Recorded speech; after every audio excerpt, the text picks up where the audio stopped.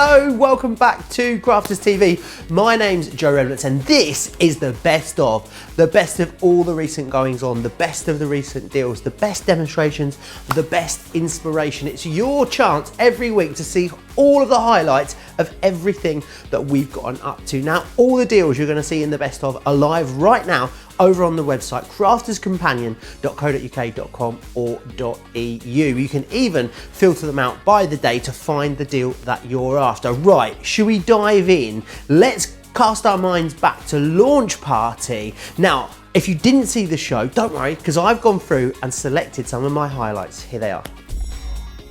I really love these layering stencils. They are so versatile and so usable, and they are one of my favourite products from 2020 so far, because not only are they easy to use, the impact you get from them is out of this world. Now, the designs you've got are fantastic. I've got two different designs here that I want to show you. And I'm going to show you how easy they are to use. Now, I'm using these with our Harmony Water Reactive ink pads, and you will get the very best result with these using Harmony Water Reactive. What I've done, I'm just going to bring this in and show you here what I've done. I've got an old piece of A3 and I've put all of my stencils on here, and I've sprayed the back of them with a little bit of our Stick and Spray repositionable adhesive, which is this one. Okay, so I've done the back of them with a little bit of that, which just keeps them still while I'm working with them. So I've got here a piece of card which is bigger than the finished piece I'm going to use, because I'm going to trim it down once I've done it. So I do like to go with a piece of card that is either the exact size or just a little bit bigger for positioning. Now, if you are doing it a little bit bigger for positioning and you're going to trim it down, what I like to do is just give myself, and this is for you, do at home, I just give myself my two corners there, top left, bottom right, and that means when I put my next layers on, I get them in the exact place over the top. You'll be able to see anyway, but I just find it helpful. Just want to give you the top tips for it to work nice and easily for you. So the first thing I'm going to ink up here are my leaves, and so I'm going to use 3 colours of my Harmony Water Reactive ink with my leaves here. I've got my light, my medium and my dark colour. Now, if you don't have all of the Harmony Water Reactive, why? Because they're on a great deal on the website, so definitely do that. But if you haven't, you can just do them in one solid colour if you've just got 1 or 2 colours. You don't have to use the 3, but I want to show you what it looks like when you do. Now, you can use your little blending tools if you like. I've got one here. I've got the little circle one. Or if you don't want to use the blending tools, you can use your egg daubers as well. So the choice is entirely yours, and all we're going to do is go through the stencil. Just be gentle when you do it, because you don't want to catch up the edges, and just get your ink applied through the holes of the stencil. And you see, I'm just taking my time when I'm doing it. I'm using my little green dauber here, and I'm putting on my first layer of the lightest colour of ink, which I've got there. Okay, so popping that through the holes there. Not worrying about going over the edge, because I'm going to trim that down later. That's why I like to have a larger piece, because you can get right up to the edge of the colour. I just find it easier to cut larger and trim later, but if you want to cut to the exact size, that's entirely up to you. It's funny, that ink pad looks green to me, it comes out yellow. It is green. It is green here. Oh, it isn't green there. It is green. It is green. I was going to say, I thought I was losing my mind. Yeah, it's Spring Meadow. Right. So it is a yellowy green. It's a very juicy citrus, a very like verdant plant green. It's lovely. It's nice, isn't it? Verdant, like did you say? verdant. Verdant means green and juicy and succulent. Fancy word. Every day's a school day. Oh no, I'm just going to write that one down. Yeah, verdant. And then I've got a little bit of my grasshopper here.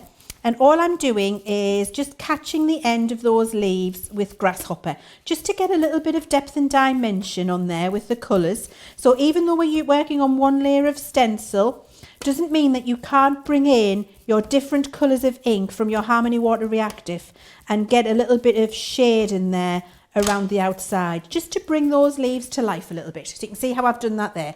I'm going to keep the 3rd colour of green to my last layer, and you'll see why. So that's the first 2 colours used. I'm going to pop those back.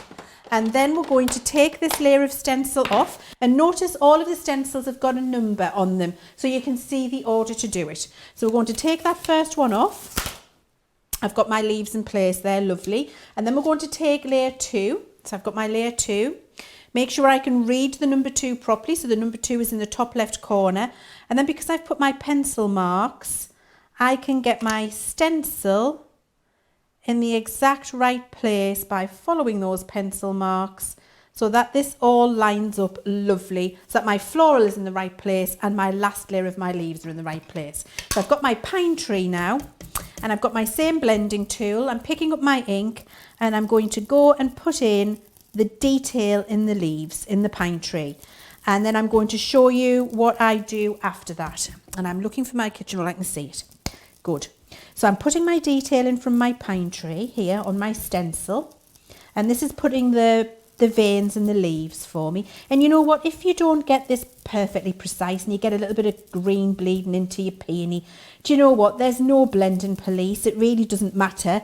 But if you're wanting to be very precise, as I like to be, then this is my top tip to you. So I got the darkest colour in.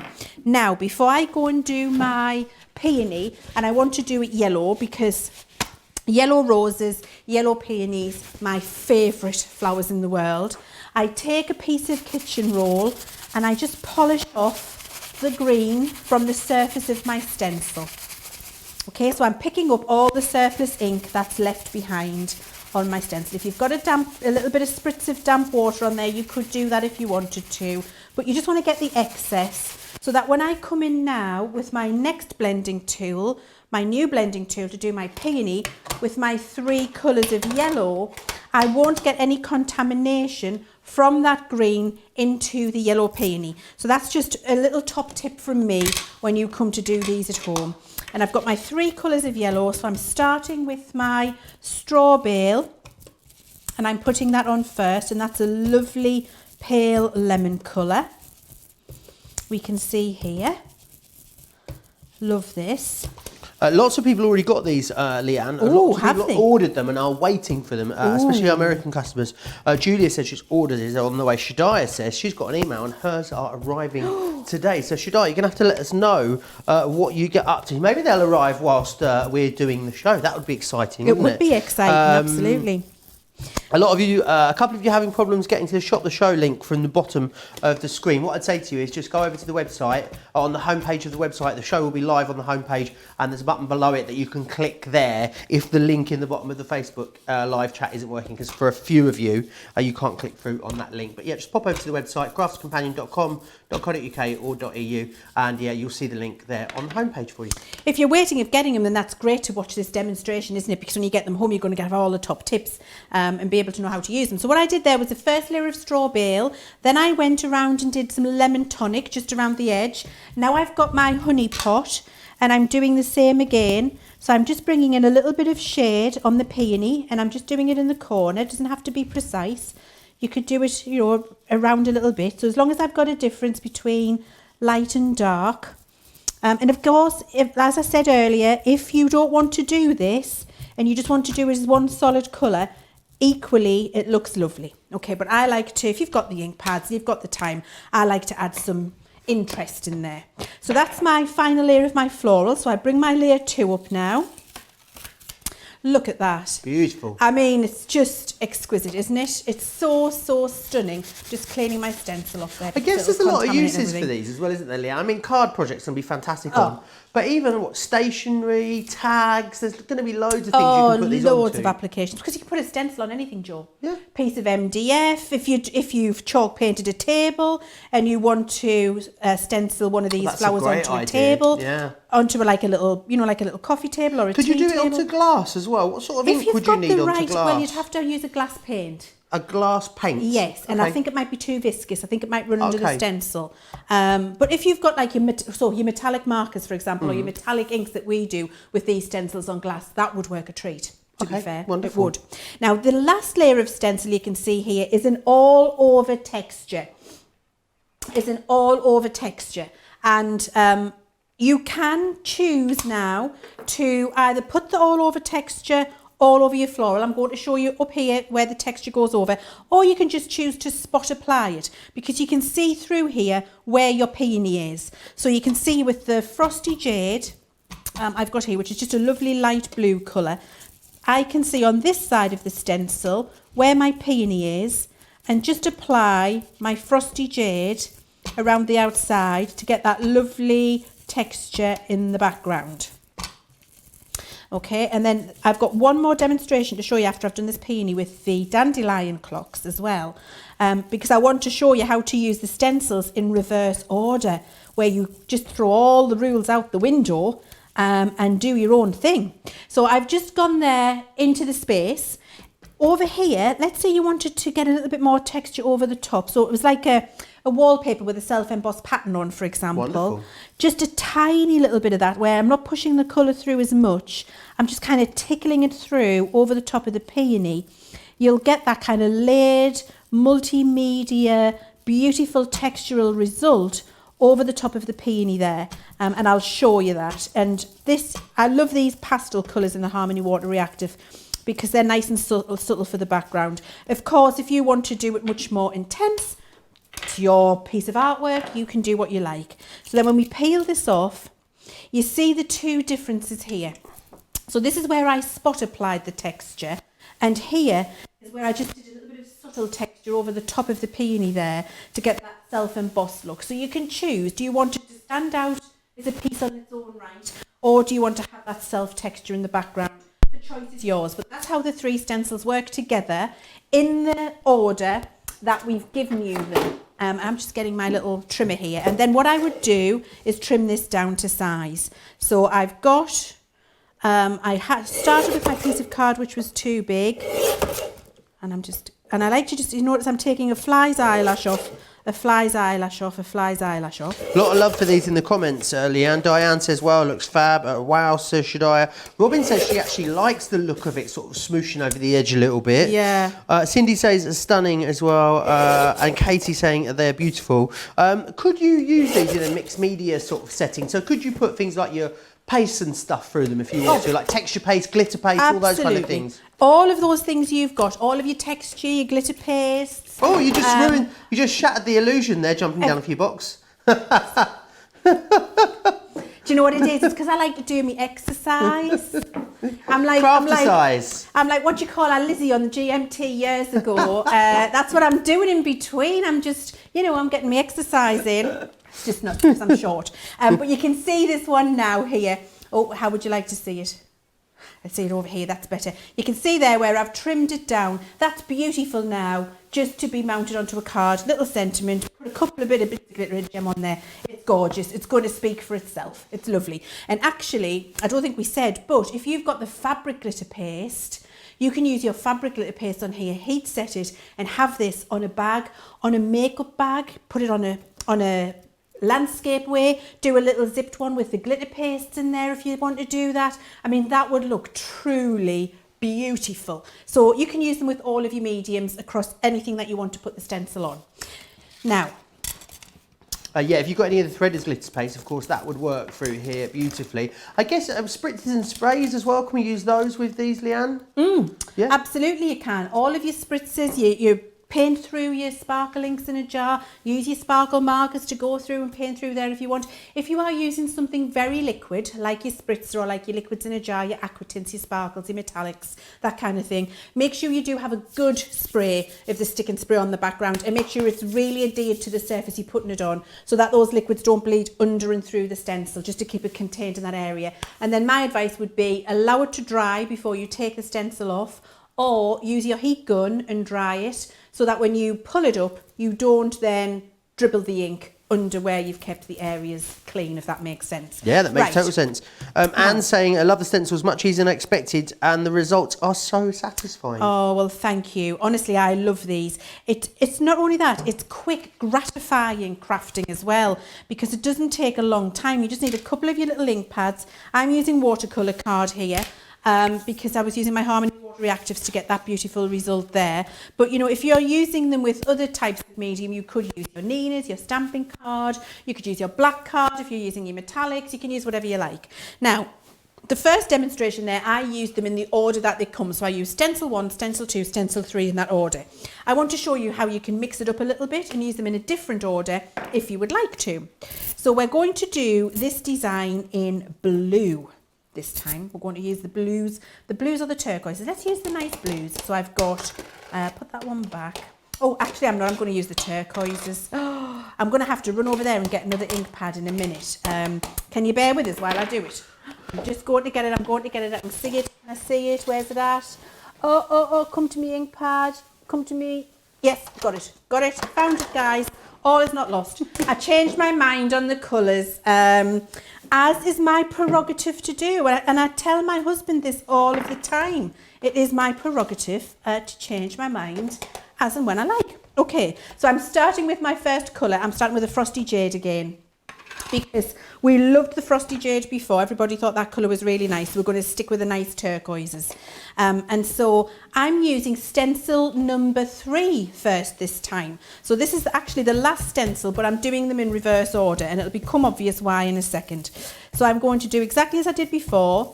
I'm just going to blend the ink through, but this time I'm going for an all over background pattern here. So I'm going through the whole textured stencil with my lightest colour, but I'm doing it first in reverse order.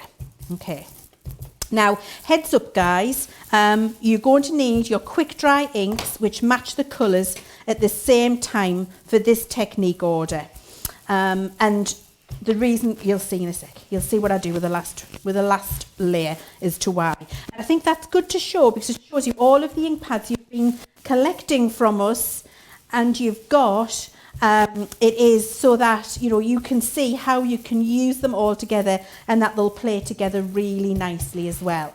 So you can see there we've got the first layer done, and I've done that with Frosty Jade and my little blending tool and layer 3. So that's the last layer, Joe.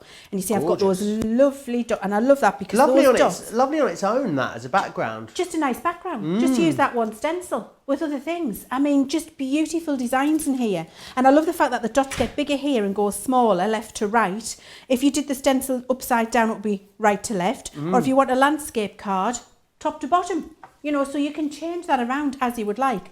Layer 2 is the next layer here, and we've got some lovely kind of starburst feelings going on, and so that's going over the top. And I'm going to go now with my green topaz, which is the next darkest colour in this lovely kind of frosty green eucalyptusy coloured trio of inks. And I'm inking through again, and the back of the stencils were all pre-sprayed with our stick and spray before I started doing this. And notice when I'm putting the ink on, because we've got spikes, if I put the ink on this way, I've got the potential to pick my stencil off. So because I can see that that happens in that way, what I do is I stroke my ink on in that direction, and then I turn it round and I go in the direction of that spike to save myself picking it up, so I still get that lovely, lovely texture, that's the word, and definition, that was the word I was looking for, my definition, without picking up the stencil. And it also means I don't rip the delicate bits. So just take your time and take it easy. You know that I know you're doing these in sort of very similar colours, Leanne. Could you do them in sort of almost clashing colours if you wanted to? Of course you can. Because you know I love a clashing colour. Well, yes. I mean, I was going to risk saying, Joe, which colour should we use? And I thought, no. Absolutely not. I've been falling foul to that before in the past, so I thought we'll not do that this time. But yes, of course you can use your clashing colours, Joe. Wonderful. Of course you can. Really busy for this on the website. You can get 2 of these individually for £13 if you want to. Pretty much everyone going for all of them at the moment. That's the best way to get the best value, and that's what we want you to get, isn't it, Leanne? Really, we do. I mean, I'm a crafter. I love a bargain. I was just telling Joe about the 17 balls of yarn I'd ordered just before we came live, because I love a bargain. But it's best to buy when there's a deal on like that. Absolutely. Because you save money, and also it opens up a wider collection for you to have a more of a play and have more variety, more options available to you. So I've done the second layer here, and I've used green topaz, in fact, actually. Now the last layer I've got here with these dandelion clocks, they're fantastic. I adore them. Is for layer 1. And these are the actual dandelion heads themselves. So you see, I'm doing these in reverse order. I did the last layer, then the second layer, and now I'm doing layer 1, which should essentially be done first. We've done them reverse. The reason I've done them reverse is this time I'm going to use my quick dry ink pad for the final layer rather than my Harmony Water Reactive. And the reason I'm going to do that is I'll get more solid colour than I will with the Harmony using the quick dry. And because it's drying quick, I'll get less potential for it to smudge and blend. Now, I don't mind if the bottom layers have smudged and blended, because that's possibly the technique I'm doing. But for this top layer with these dandelion clocks, I really want these to be deep, precise, crisp colour. And so therefore I'm going to use my quick dry as my last layer. And this quick dry is the smoked emerald. And because our inks, the Harmony Water Reactive and the quick dry, both, all of the colours in each range, all 36 colours, are exactly the same, it means that using the 2 colours for Harmony Water Reactive that we started with, which was your Frosty Jade and Green Topaz, perfectly complement this final third colour, because it's exactly the same as it would be in the Harmony Water Reactive, but using quick dry, which is smoked emerald. And you'll see this time, for precision of application of the ink here, I'm using one of these eggs. And when I'm using the egg, I'm just pouncing. We learned about pouncing last week, didn't we, Joe? We did. I'm a champion pouncer now after last week. Your Chief pouncer. Chief pouncer now is a pouncer aficionado. And we're pouncing the ink in this stencil here so that we get lovely, crisp, deep reflection of colour over the top of the 2 layers I've done as the base. So this is the last little bit, and then when I peel it up, you'll see how you've got the 2 more subtle layers in the background, because we did them in the reverse order. And then with my final layer here, you'll see that it really, really does stand out. Now, just before I peel that off, just to save my hands getting filthy, what I will do is just give it a little wipe and get the most of the excess off. Again, that's why I like to cut it larger, and then I'll trim it down. So I'll pick this up now. And look at that. Beautiful, isn't it? Look at all of the layers, dimension you've got in there, the texture. It's almost 3D. You've got them beautiful polka dots in the background. You've got those starbursts as the next layer up. And because we've used the 3 colours that come together, it all comes forward to you. Your last layer there with that quick dry ink pad really does just make that pop forward and look gorgeous. And again, trim that down exactly as we did here. And you've just got something ready to go. And I think you can see there how fabulous that looks. Just using them in reverse and using your quick dry as the final layer, how beautiful and intense that colour is. Loads of you loving this. Ellen is saying, I love the colours, they're so pretty. Anne's saying, it looks like fireworks. Mary's saying, okay, that did it. I need these stencils in my stash. Absolutely going for them. Loads of you loving them as well. Keep commenting a lot. I'd love to know what you guys are working on at the moment as well. Do let me know in the comments what you guys have been crafting. And I'd love to know. Leanne's been crafting a cute little crochet heart that she showed me earlier. Is there a picture of that on your Facebook? And tonight we're going to do a little video and learn how to crochet it. When? Where? Where's this? On gonna my happen? Facebook page. On your Facebook page. Leanne Chivers, Crafts Companion. Just Leanne Chivers. Fantastic. Oh, I might. What time are you doing it? Well, so I finish here at 6, and then if I get home, make Simon's tea. So I've got time to have my dinner when I get home first. I'd say 7:30. 7:30. Okay, I'll get my yarn and my hook ready, and I'll be there with you. Brilliant. And you make sure you get yourself ready as well. That's UK time as well, so that'll be 2:30 in the afternoon on the East Coast. Yeah, let me know what you're making. You want to share any pictures with us at any point as well? Absolutely, you can. Just email us studio@crafterscompanion.co.uk. So really easy for you to send them in to us. We love receiving a picture, especially seeing what you've been up to and what you've been making. Now, I just want to run you through the different options that you've got included. What options? I say options because you can get them individually, but you're not. Everyone pretty much is getting the whole collection. So these are the what is coming included for you. So this one here is the poppy. You've got that beautiful radiant rose, as you can see here. This one here is the peony. I think this is my favourite. I'm not sure why. There's something about this I think it's the shape. I love how bulbous peonies are. I think that's what I really love about them. That's made Leanne chuckle. I don't know why. Bulbous peonies. Is a peony bulbous? I think so. I think it's sort of lush and round, isn't it? Yes, I'm not like bulbous means ugh, to me. Oh, does it? No. So. It's like bulbous. It's like a bulbous nose. Yes. No, it can be just means bigger. It just means rounded. Does I think. it? Oh. Can someone have a look on the internet, please? Yeah. Can someone Google it?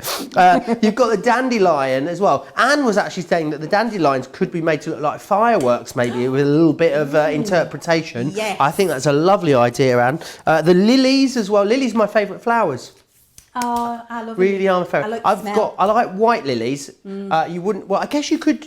Do you get white ink pads that you can put onto like black cardstock? In our pigment. Have we? We've got a white one. So you could do white lilies onto a coloured cardstock if you wanted to. Okay, wonderful. I've got some these exact colour lilies at home at the moment. They've lasted 2 weeks nearly, and there's still some of them going. Love them. They've also got here as well. This one is your delicate daisies that you've got there. Don't just think about inking. Of course, they're wonderful to be inked through. Think about glitter paste, texture paste, spritzes, sprays. All of those things that you'd normally use with your stencils, absolutely you can use on those. If you haven't got it yet, definitely get some stick and spray, because if you're going to stencil, stick and spray really is the thing that just makes it so much easier. I made some t-shirts once with some stencils and some glitter paste, and I didn't have stick and spray when I first tried to do it. I ruined 2 t-shirts. So definitely get the stick and spray. I would say I can vouch for that personally. If you want to go for the layering stencils, then you can get all of them. Such a great deal to get all of them for £35 or $52. That's saving you £17. In the US, you're saving $26. You can get 2 for $13 or $19 if you want to, but pretty much all of you going for that main collection at the moment. All the deals still live from that launch party show. Get yourself over to the website now and get those deals whilst they're there. We always make sure that the best deals from all our shows are still live for the best of. Now, Wednesday was a fabulous day on Crafters TV. It was the first time ever Sarah had given us a metallic masterclass with all of the products and all of the bits and bobs that you needed to create something fabulous. Here's my highlights. Take a look.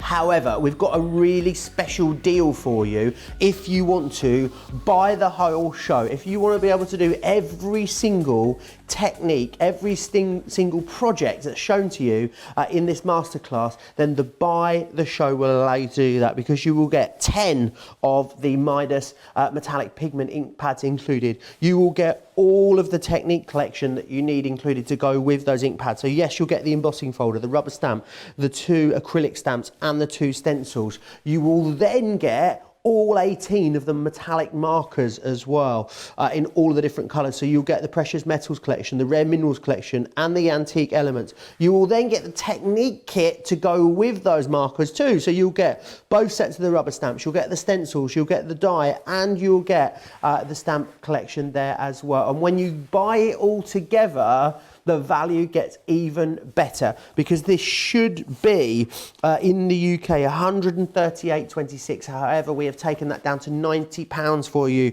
today, and it should have been $205. However, we've taken that down to $130. You are saving over a third, and it means there's going to be so much that you can do with this whole complete collection. Right, we've looked at the ink pads. We want to have a look at the pens.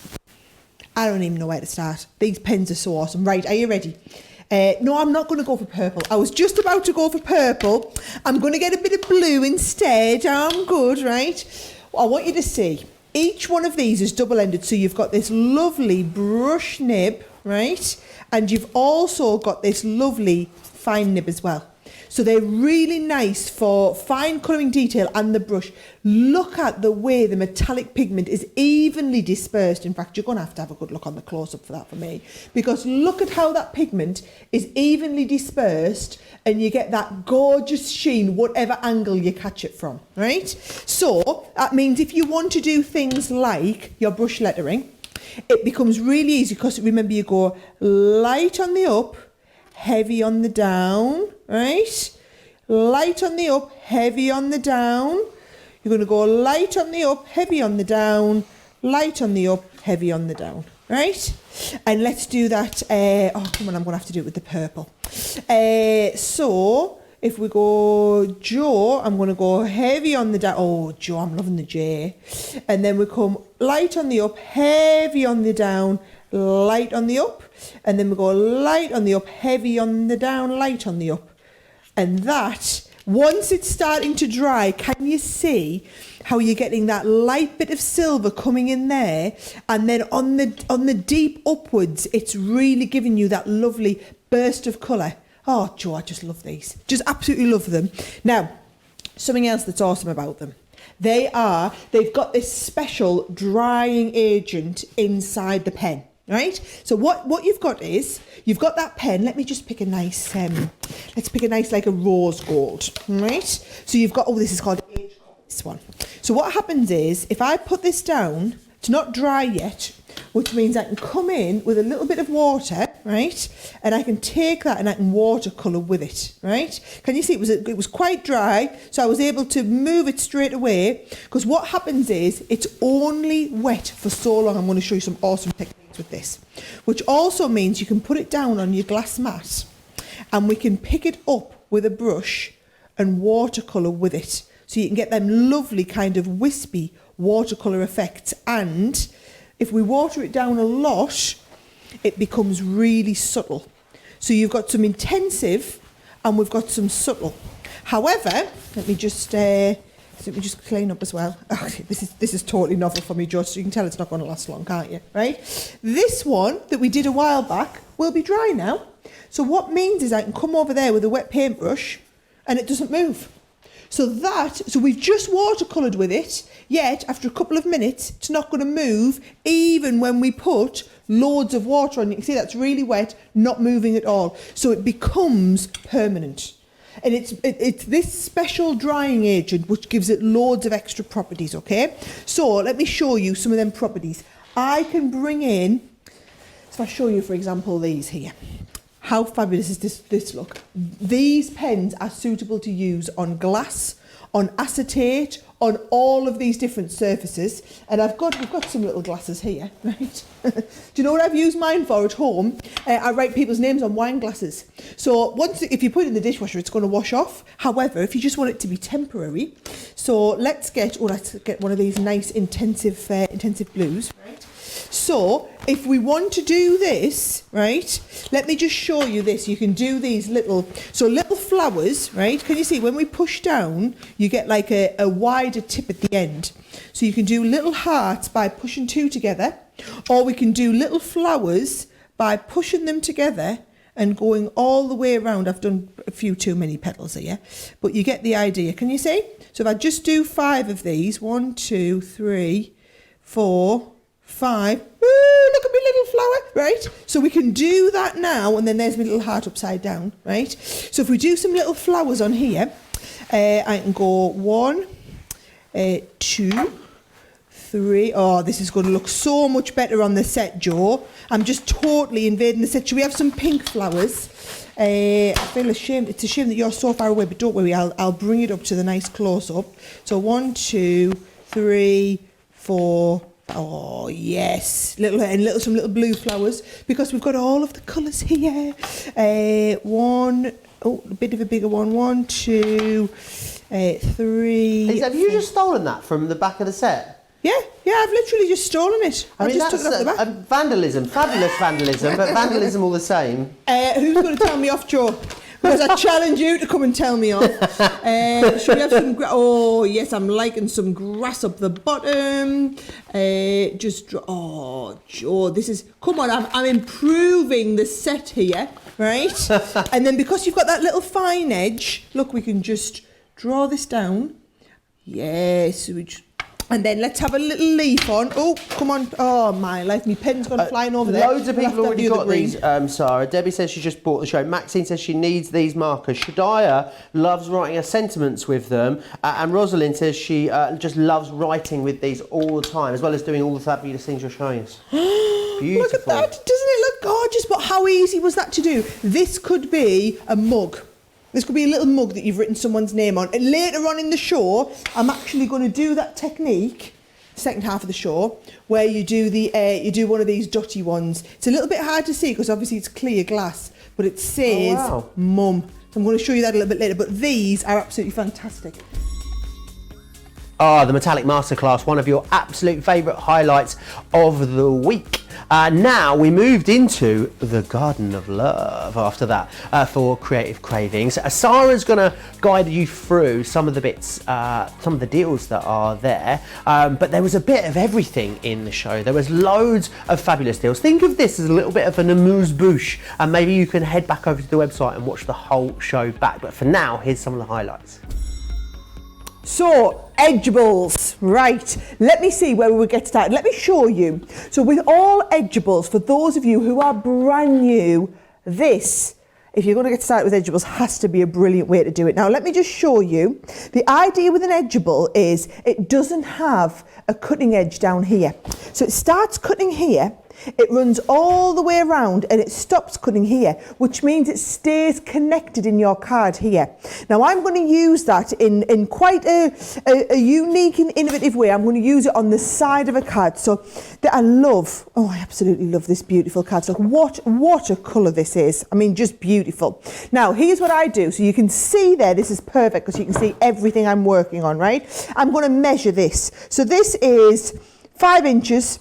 So as long as I do a card less than 6 inches, this is going to make a nice edge point, right?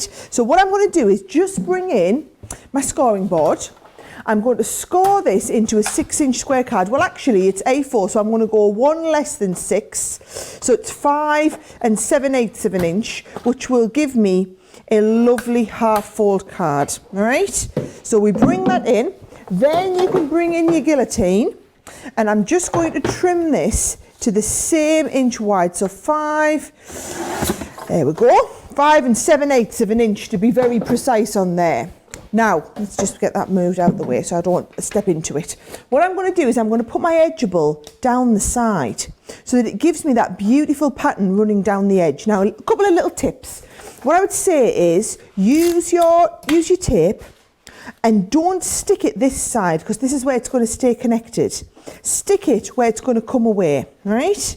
And then when we open this up, you're going to pop it onto your Gemini machine. So I'm going to put my clear plate and put this on. Then I'm going to go with my frosted, my magnetic, and then my other clear plate on the top, right? So that's the sandwich combination you use. Now, yes, I'm putting them through the Mini, but these dies will work with any of your machines. The die will fit through your Gemini Mini, it's the Junior I'm using, sorry, not the Mini, will fit through the Mini. However, the idea is that you're going to position it on your card. So I've positioned mine over here as opposed to, that's the width to fit through the Mini, but then it doesn't stay connected on the card. Now watch what I'm going to do here. I'm going to take out the magnetic. So I'm going to leave everything else in, then flip it over, right? Take this one so that stays, do you know what? I was trying so hard not to move it and I've just moved it. But to be honest, it's such a lovely deep emboss. So it doesn't really matter, right? If I don't want to send it through to emboss it again. And then all you do is you chop this bit down here and you chop that bit there. And then what happens is, you see, that stays connected in the card. All these little bits will just pop through really easily. And you can see that stayed connected. So you've got that lovely kind of detail on the edge. Now, just to make that up into a nice simple card as it was, what I'm going to do is I'm getting obsessed with getting all these little ledger pieces out. If you send it through an emboss, you see, you don't generally need to do all of this. They just all kind of fall out in front of your fingertips, right? So there's the edging on my card. It's going to look better when I have something behind it. So I'm going to use, let's just get all this, let's keep myself nice and tidy and organised. It's a gorgeous colour, this one, mind, isn't it? It's absolutely beautiful. So if I put that to one side, in this pack, by the way, let me just show you. Oh, I've lost one. I've got two. Here we go. 1, 2, 3, 4. Can you see what you get? You get that lovely pink. You get the gold and then also the green. And then you get this lovely, like an intense gold. So this is your really subtle It's subtle, so beautiful subtle gold. Then this is your brighter one, brilliant for contrasting the mats and layers. So we have that set, but we also have, just so you know, in the card and paper, we do a lovely set of vellums. So we do different kind of shadings on your vellums. I'll bring them all out so that I can show you all of them. Here we go. So you've got your, like your plain white, you've got that gorgeous gold. All these are available individually, or they all are in that big collection. I feel like I'm showing you all of the, the vellums aren't in the big collection, but it's available individually on the website. We've got the luxury linen card, so the same matching colour effects, but with those linen effects in the card, right? And then also, this is the one I'm going to use, that beautiful 12 by 12 pad. I'm going to just give you a little flick through it, okay? You can see the designs. Now, the 12 by 12 and the 6 by 6 are exactly the same patterns. They just made smaller. So for all this is brilliant for your big, large scrapbook papers.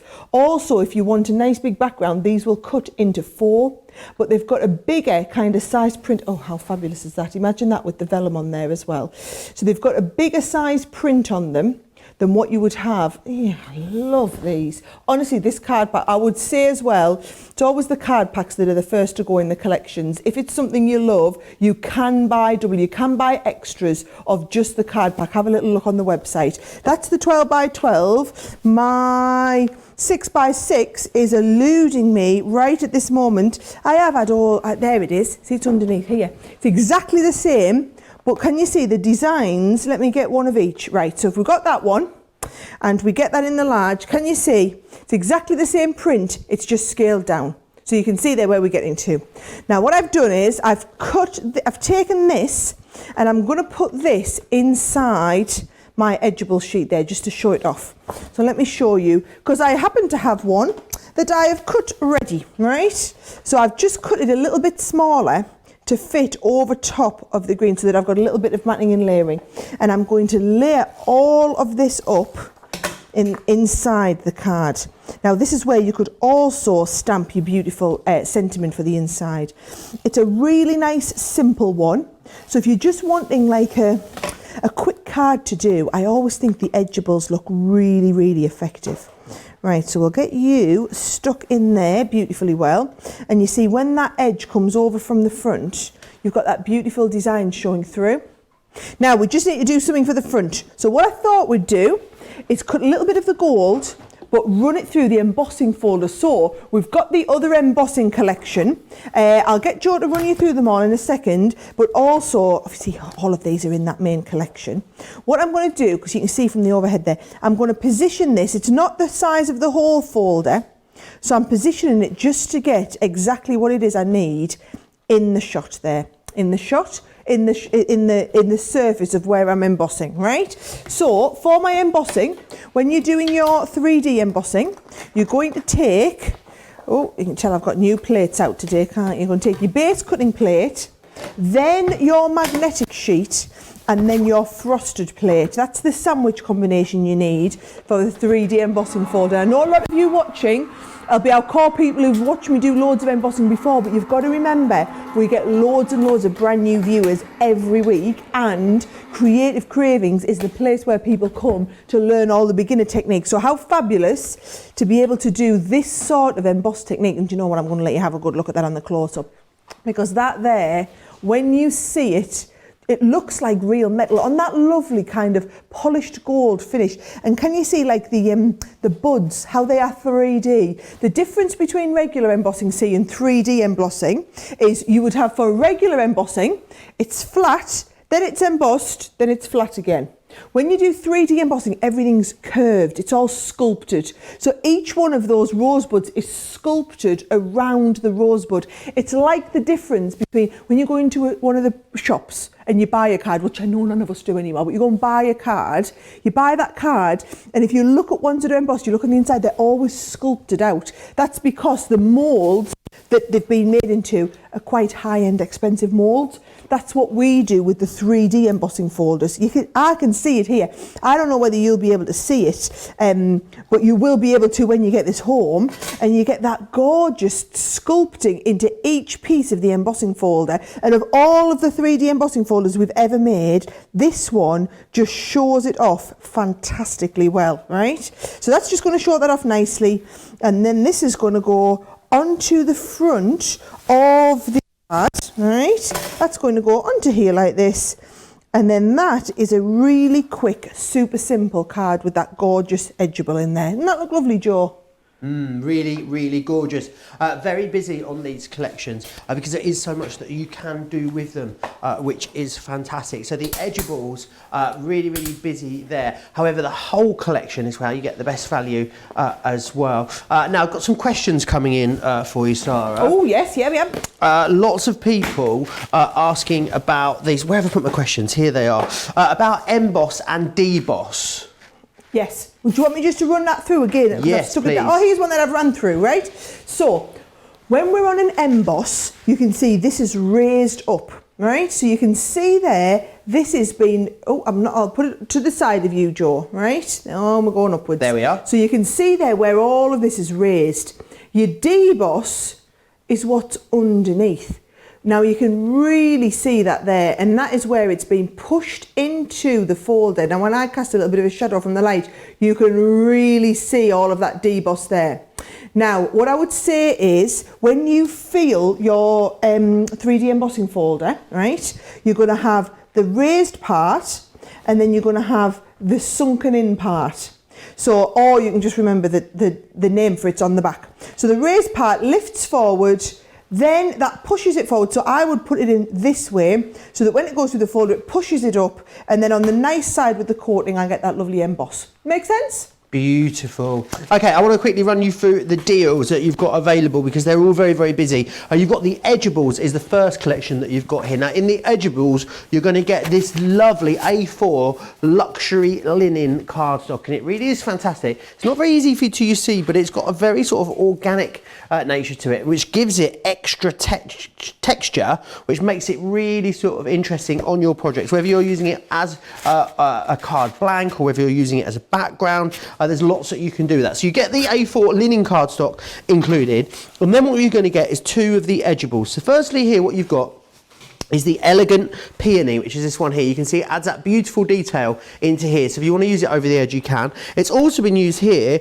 coming out the edge of the sentiment, which is another fantastic way to use this if you want to use it like that. You've then also got as well the delicate lace border. Now this is fantastic for loads of different projects. You can see here how gorgeous that is. You could ink through that, use that as a stencil to spritz through maybe as well, to actually create a background to then pop this in front of. Lots of different ways that you can do it, lots of different techniques. As I said before, if you want to see a whole masterclass of edgeable techniques, then we do have one of those available for you over on Crafters TV. Now, something that's always very busy whenever we bring it to you is the flower forming. Now, this is a fantastic collection because in here, you're going to get two of our flower forming dies. This is our 3D layered rose, which is this one here, and then you've also got the 3D layered daisy.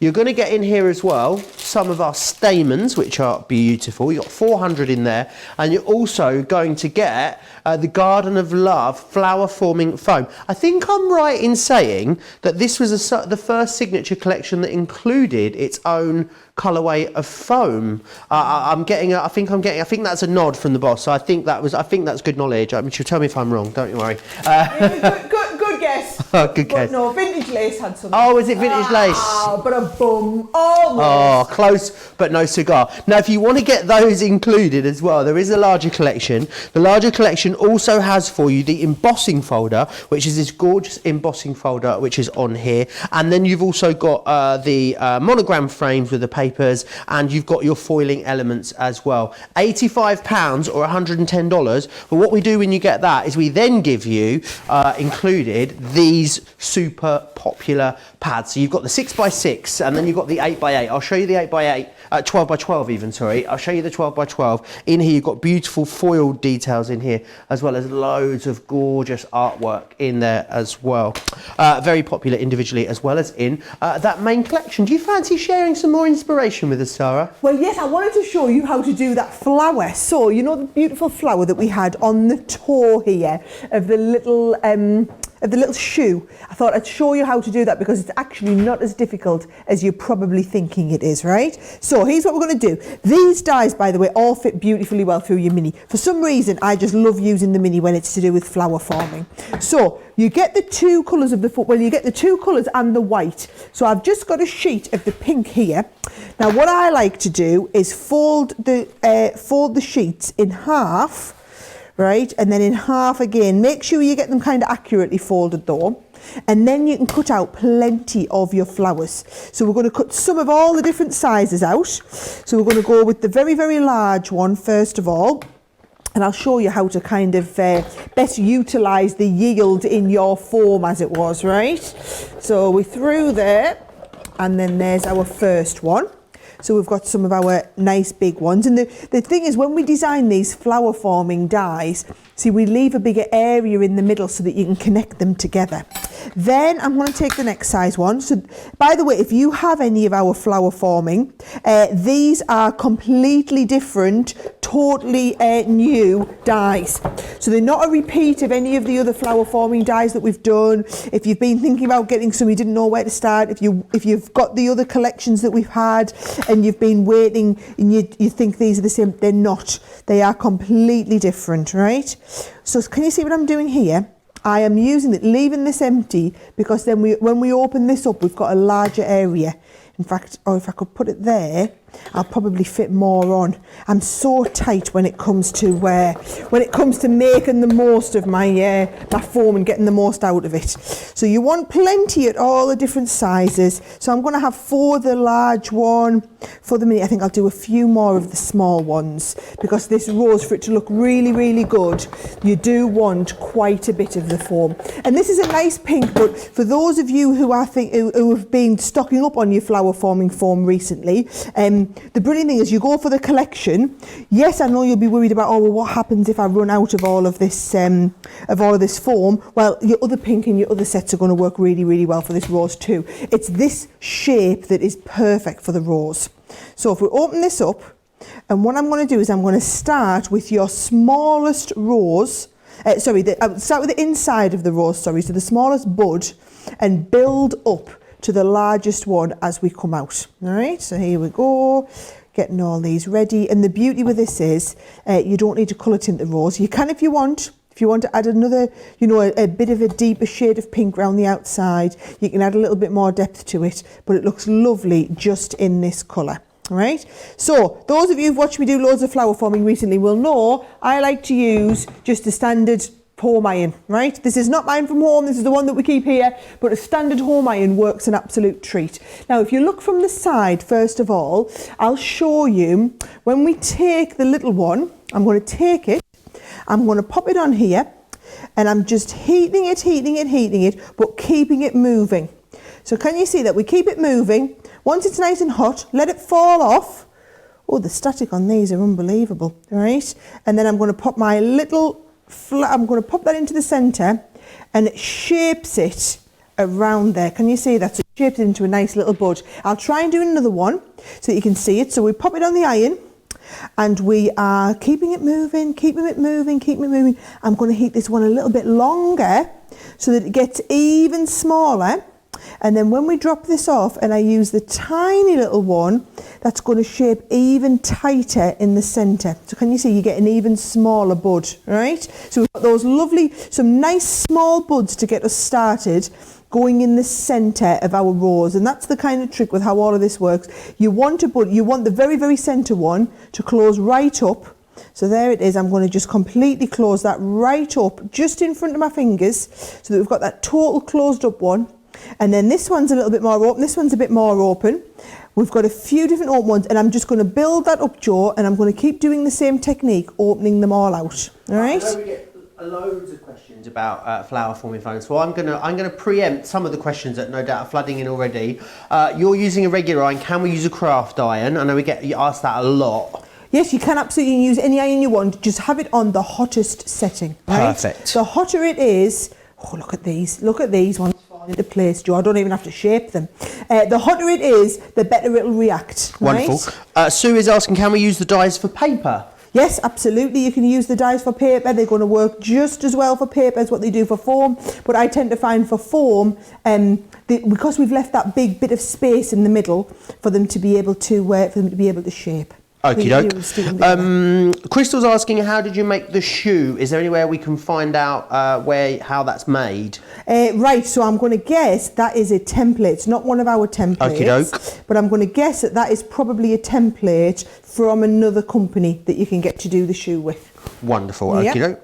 Mary said she got the foam on Monday. She can't wait to make flowers with it. Brilliant. Oh, you're absolutely going to love it. Yeah, make sure you send us some pictures, Mary, when you do. Mary is one of our previous craft ambassadors that I had a little chat to a little while back. I think she's in Tennessee, if memory serves. If you'd like to be a craft ambassador here on Crafters Companion, it's very, very easy to do so. We're looking for some more that I'm going to speak to on Friday, actually, and you can email us at ccambassadors@crafterscompanion.co.uk. So ccambassadors@crafterscompanion.co.uk. Send me a picture of something you've made recently, and I might give you a Skype or a FaceTime on Friday and have a chat with you. And of course, you'll win the coveted Ambassadors mug, which not even I'm allowed. Not even Sarah has one of those I don't mugs. even have one of our ambassador mugs. Nope. So, oh yeah, they are quite coveted, aren't they?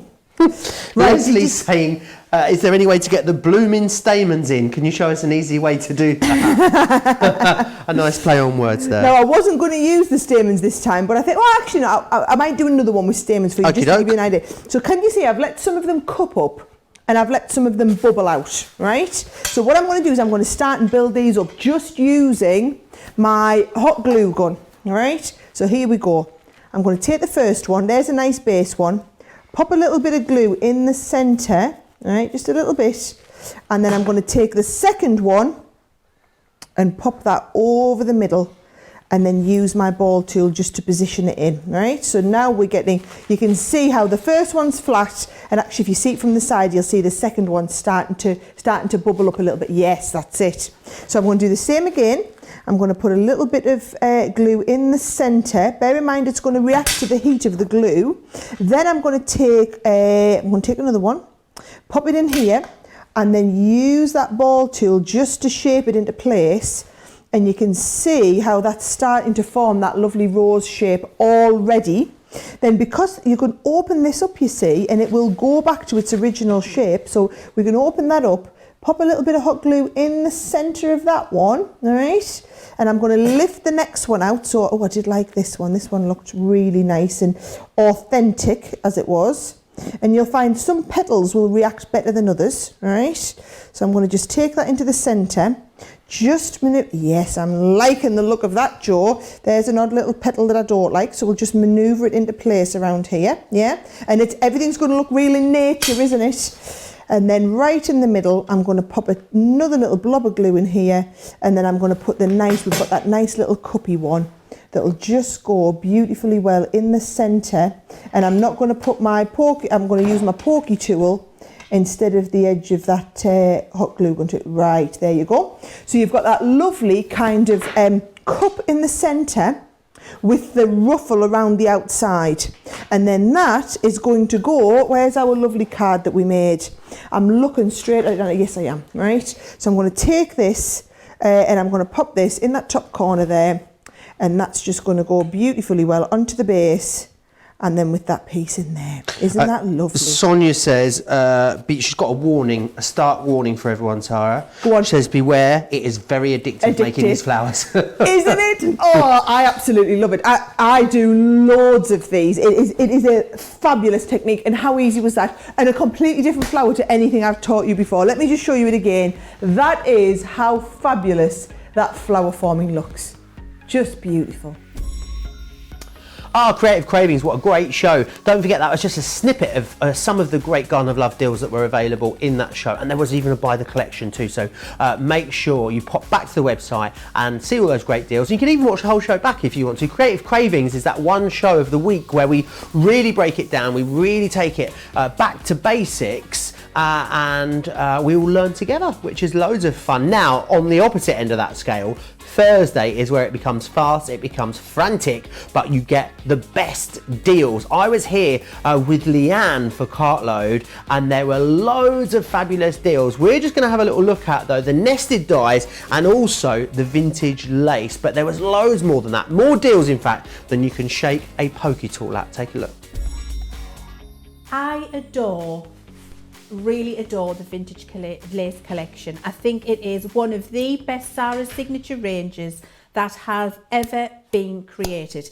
I think it's the beautiful colours, but most importantly for me, it's all of those dye elements that you get in this collection, which allow you to use it with the vintage lace, but actually they're just really beautiful usable dyes to use across all of your other craft, not just in that particular style, like those fabulous butterflies, like the frames, like the border, really the foliage in there, those flowers, good statement flowers that can be used with your foam or with your paper craft if you want to use it with your paper craft. So let's have a look at what we're going to do with this vintage lace collection. So you can see here, this is what we're going to do. We're going to use a collection of the different elements that you get in your vintage lace kit, and we're going to make this beautiful easel card. Can be done in these beautiful colours from vintage lace, but actually as we go through you'll see all of these different decorative elements in here will work in your other collections that you've got at home as well. So first things first, what I've done is get prepared, because you've seen us do it many times before. I've prepared a lovely just an easel card base, okay, at the right size, 5 by 7. And I've got a couple of pieces of decorative paper which we'll come back to in a minute. So the first thing I need is one of my lovely big frames cut out from this gorgeous Rococo frame collection. I really love these, and you've got a significant amount of dies in here. Don't underestimate how many different frames you've got. So you see you've got your lovely big frame, you've got your cut out piece here so you could have an aperture in the frame if you want, but then you've got another frame here and another decorative frame here, and then you've also got this little piece which fits in and allows you to do your little sentiment panels as well. So you've got an awful lot of different sizes and styles and designs just in that one collection, which is fabulous. So we're going to work with our junior to start with, because we can, and because all of the dies fit through the junior, and because it's a little bit smaller, it whizzes through a little bit faster than the big one. So what I'm going to do is build up from the bottom of my sandwich. So I put my die on first, then I put my lovely piece of cardstock from that kit our Jo was telling you about on top. I put my shim on top of that, my magnetic on top of that, and then my final top plate, and always make sure to flip and rotate, keeps your plates nice and flat like mine are here. And then we're just going to pop it through the junior. Now this is a very detailed die, and what I haven't done is added in my metal shim. The quality of the die on the machine most likely means that I don't need my metal shim in here, but you have got your metal shim if you need it and if it doesn't cut. But actually I can see here from this, and look, I didn't even really have to poke out all the pieces. Look how beautiful this cutout is. It is fantastic, the amount of detail that you get in here. And then all I do is take my pokey tool and a couple of the little bits, and all that happens here is, it's not that these haven't cut. What happens with your little pieces, and you'll know if you're a regular professional die cut, you'll know this. The surrounding card, it's like your, you know, Jo, when you get pre-cut die cut decoupage and what have you, and you pop it out of the sheet, it's like the surrounding card just provides enough tension to hold on to the little piece in there.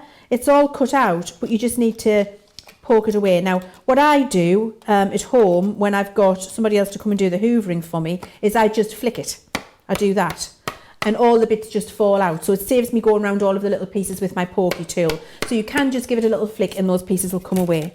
So I've done my first beautiful big frame, which you can see there, and I adore that. And then I've done the same with that set of dies, the ones that were the Rococo that we were doing there, and then I'm also using the Baroque. Now the Baroque is my, look, this one, that's my very favourite, Jo. I love it. Do you know why? Do you know why? It reminds me of mirror, mirror on the wall. Who's the...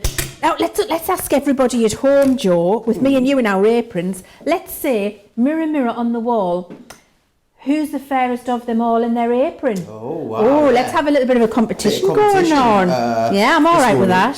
Julie's saying this is one of her favourite frames, the Baroque and Rococo frames. They are gorgeous, aren't they? And great for scrapbooking as well. We hear a lot, Leanne. Really, absolutely perfect for scrapbooking, because to put these, it is like a mirror frame. So we're going to cut this out so you can see how easy it is, because I think it's lovely to see them, isn't it? And what colour am I going to have that in? I think I might have lost my piece of card that I was going to cut that out of. I'm finding it now. I'm doing that levitation dance, you know, the one that I do regular, where I'm going, where's my piece of card, where's my piece of card? Because none of these fit, do they? Let's get it, levitation. Let's just do it in green, because I've got one pre-cut, and then you'll be able to see what it's like, so it doesn't really matter. So people are saying it's a tie, I'm afraid. Good morning. You both look fab. Both looking fabulous in the apron. It is a tie. Very, very not hurting anyone's feelings. So yeah. Definitely taking that hashtag Be Kind message to heart in the comments, which we like to see. Oh no, apparently Leanne's the fairest, according to Linda. Well. Sorry, Joe. What does it say? Sorry, not sorry. Oh, and also another I vote. think Joe looks gorgeous in his. In fact, I was getting fan text messages from friends and colleagues saying how fabulous everybody thought Joe looked in his apron. So I think it's quite flattering. It is very flattering. And also because it's got the adjustable bit on the neck, you see, it's also good for the fuller bust. It is. Sarah was telling me. But it's very, and do you know though, it's funny that because that is exactly why I designed it in that way, and I know she won't mind me saying it, and well, I hope she won't mind me saying it because I've already started now. But it was for our Debbie Robinson, because I've said it, because when I first designed the apron, I said, "Hey Debbie, look at the apron, try it on," and she went, "Doesn't fit me, pet." And I was like, oh, right, yes, I need to accommodate that, Debbie. So that's why we got the big, lovely, expandable strap at the back, because then that does accommodate. Even if you've got double Debbies, you can still wear this. So then you've got the space in there where it's not pulling and it's nice and comfortable still. So the expandable neck strap was for our Debbie's benefit. This really long, lovely tie was for my benefit, because I don't like an apron that just ties at the back. No, I like it at the front. And loose and hangs.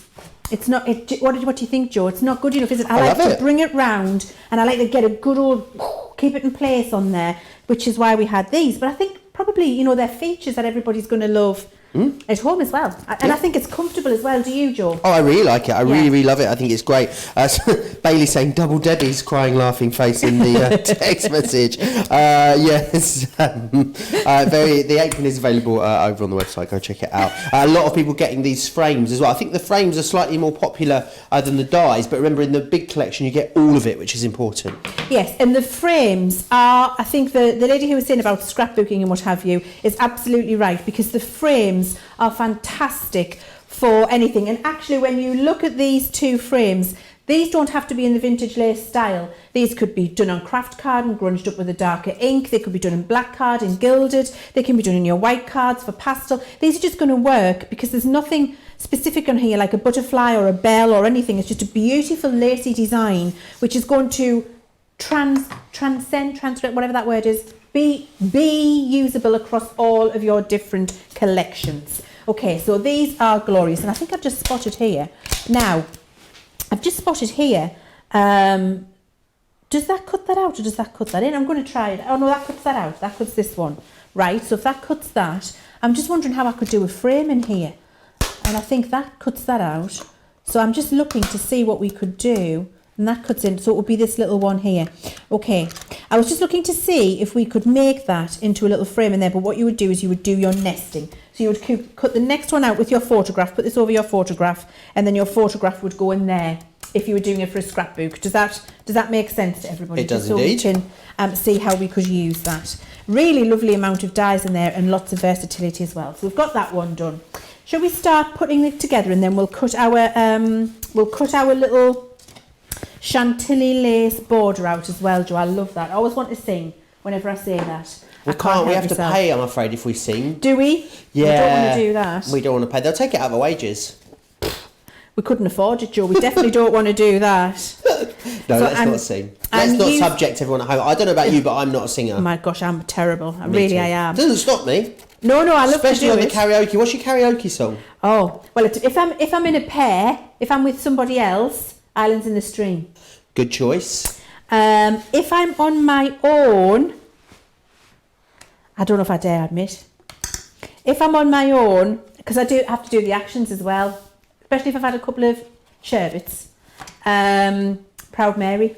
Proud Mary, that's an energetic one. Proud Mary. Mine's got dance moves as well. Mine's Hey Big Spender by Shirley Bassey. It's my go-to fantastic. karaoke Do you song. get the hair flicks in, Joe? Yeah, all of it. There's fantastic. props usually as well. Props. The Is there a lot. feather boa? No feather boa, but Oh. definitely a cork involved. And also it's only like 1 minute and 5 seconds long, so it's the perfect karaoke song. Is it really? Is that all it it's is? so short. Oh, well, I didn't know that. Maybe See- 1 minute 20. It's not very long at all. Well, so you see, I should take your advice, because when I'm doing mine, I'm rolling for an awful long time, and then I'm exhausted by the end, and I can't breathe. I have to sit down for another half an hour. Dear me. Right, so I've got my little easel card base ready there. You can see I've used some of this pretty paper. You'll have pretty papers at home, or you might have got this pad earlier when we had it on. And I'm just going to be using my 3D glue gel and my frames to layer this up. So just before I start to do that, I think actually we'll have a look at how to cut the chantilly lace border, and then we'll also have a look at cutting out some of those lovely butterflies, Joe, as well. 'Cause I think Wonderful. it's nice for you to see how precise and easy these are to cut out. So I'm just looking for my little border. Linda says frames are the best, so versatile. Cindy Sue also says just got laid some flower for. She's put form flower set, and now I can't say it because flower forming foam set. I struggle with that a lot. I know a lot of us do. A lot of you talking as well about what your karaoke song is. Shame you can't give us a rendition. It's not a shame, honestly. It involves a lot of, a couple of shandies first, let's say. Andrea's is Girls Just Want to Have Fun. Debbie's is Country Roads, which is fantastic. Oh, I love that one. Bailey says, I'm going to have a cup of Joe in my brand new Crafts Companion mug. It is fabulous. Now, I've heard this term before, a cup of Joe, but I don't know what it actually means. Is it a coffee? Oh, someone said it a few years ago to me, and I was like, I don't know what that means. What's that? I A wouldn't know cup that of was. Joe apparently means having a coffee. Does it really? Yeah. Well, I've never heard that in all of my 21 years. No, I hadn't heard it in my 21 years until last year. Should I is saying basket through. She's got these, very, very happy with them. And we both look great in the apron, thanks to the adjustable straps. Great design.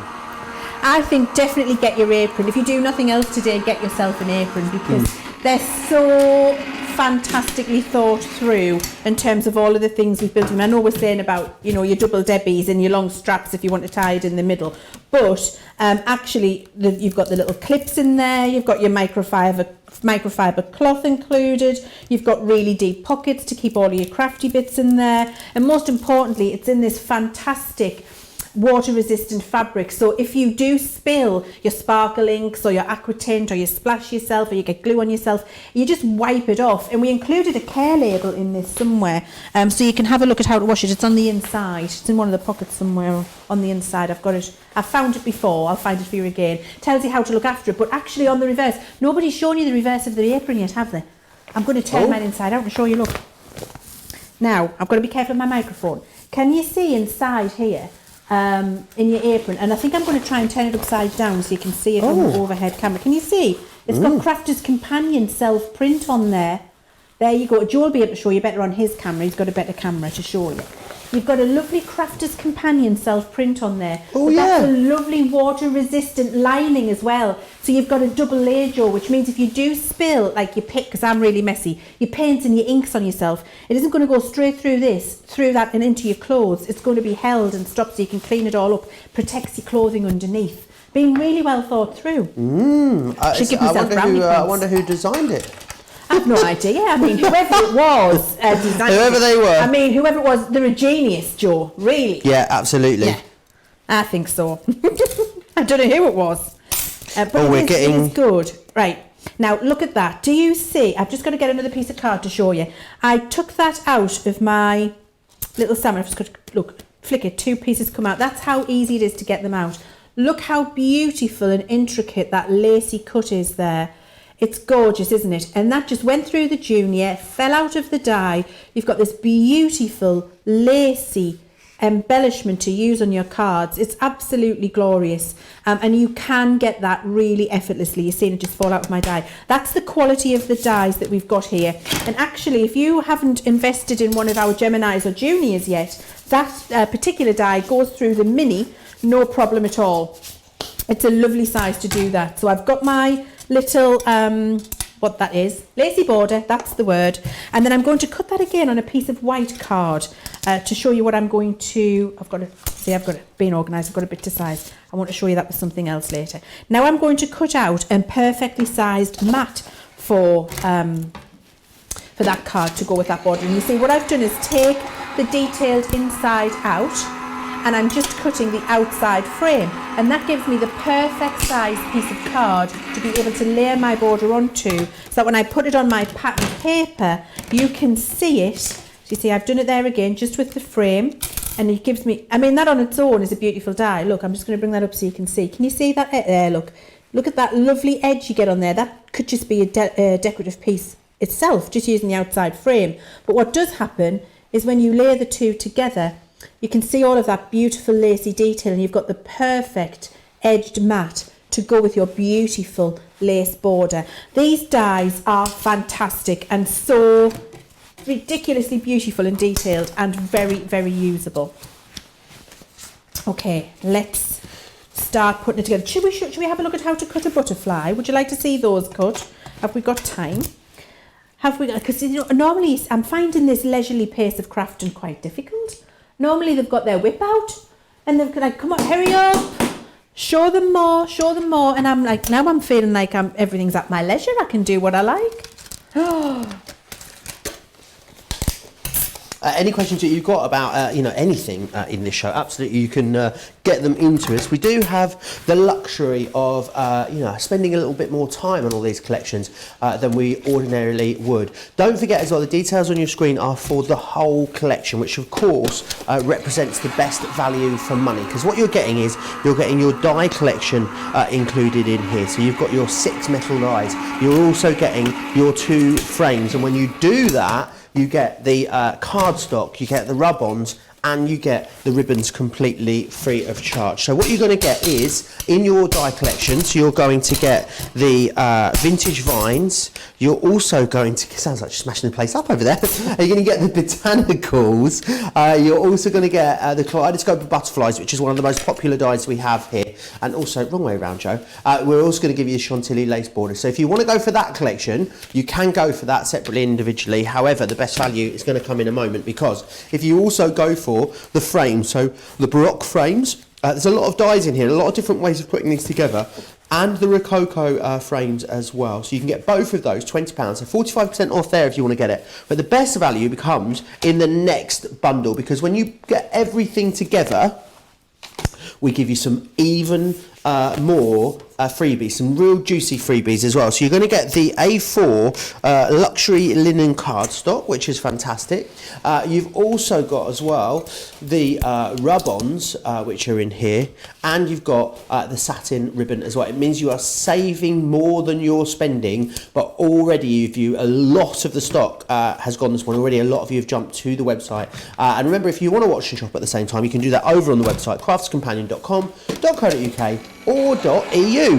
Keep getting any questions that you've got into us. I'll do my best to answer them as we go through this show. How are you getting on over there, Leanne? I'm having a fantastic time over here, thank you, Joe. I just cut my butterfly out, and you might have heard me using a very technical approach to removing my butterfly from the die. And so if you just like to see how to now watch, because this takes years of practice, guys, really it does, and you need to hone it with lots of practicing. So you've got your die, and you see I'm looking here, how do I get this out? Trying, it's just putting the waste out, and I'm trying to get it out, and lots of tapping and what have you. This is what you do. as long as you don't mind the mess. And when you drop it down on itself, I know it flips over. What happens eventually, there it is there, it comes out, it lifts out for you, no problem at all. Because what it does is kind of ping the card out of the die. And so there you go. Extremely technical, but it loosens it so that you don't rip any of those lovely little pieces. I mean, obviously don't fling it from 6 foot away. You know, you're doing it from a few inches. You're not going to throw it and bounce it off the wall across the room. But if you just do that and give it a little like drop like that, it'll knock the butterfly out for you. That's just a little tip. Now, what I'm going to do to build my butterflies, I've cut several of these. You can see they're lovely. And then, because this butterfly comes with this gorgeous little filigree frame on the end where you could stick that down and lift the wings up, you can keep that if you want, or you can snip it off. And for the butterfly that I'm going to build, I'm actually snipping that off. So I'm just bending it to the back, seeing where that is, and then just with my little scissors snipping that away, because I'm going to lay several of them up onto this card, which is why I've cut a few. And then it really does look like it's flying. So we're just snipping that away. We don't need it for this particular design. And the way we've designed it is so that when you do snip it away, you can't even see they were there in the first place. So you've just got that lovely butterfly left behind. So I'm going to do that on these two, and then we're going to get finished making our card, I think. Is there anything else you'd like to see used from that collection, guys? Because actually I've got a nice piece of white card here, and that 3D embossing folder, because I thought you might like to see what that looks like, because do you know what? That embossing folder is immense. The quality of the embossing that, Joe. Have you seen that embossed before? Which one? Is it in the kit? I don't think so. Oh, is it not? No, I think that one might be coming up a little bit later. Is it? I'm going to put it so here. You'll need to tune in later for that. Sorry. This is a vintage lace one. Is it not in the bundle? Just later. Is it late? Sorry, later. That was like, look what you could have won. Tune in later. Tune in tonight. Sorry. I'm terrible for giving things away. Nobody's seen that. Nobody heard that. Nothing to see or hear here. I didn't give anything away. Tune in tonight. Okay. Now let's put this whole thing together, because I've got all of my little pieces cut out. So I have used my all-purpose glue, and I've done my matting and layering on the top and bottom of my easel card there. And now I'm just going to start layering it up, and I'm going to do that with my 3D glue gel. And I'm going to do the inside of my card first, because when I start putting things on here, if I then have to move that over to do the inside of my card, I can knock things askew, awry, and I don't want to do that. So build the inside of your card first. So I'm just actually going to use a piece of foam tape for this stopper. At home, I don't use foam tape, I have to be honest. What I do like to use is 3D glue gel. I never think that, you know, like your foam tapes and your foam pads are strong enough or will last long enough. But for speed, that's what I'm going to do.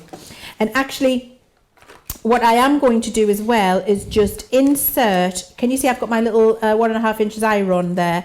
I'm just going to pop that in here and pull it through. Oh, I'm going to try to anyway. There we go. Come on. Why is it not coming through? Oh, maybe I need a new,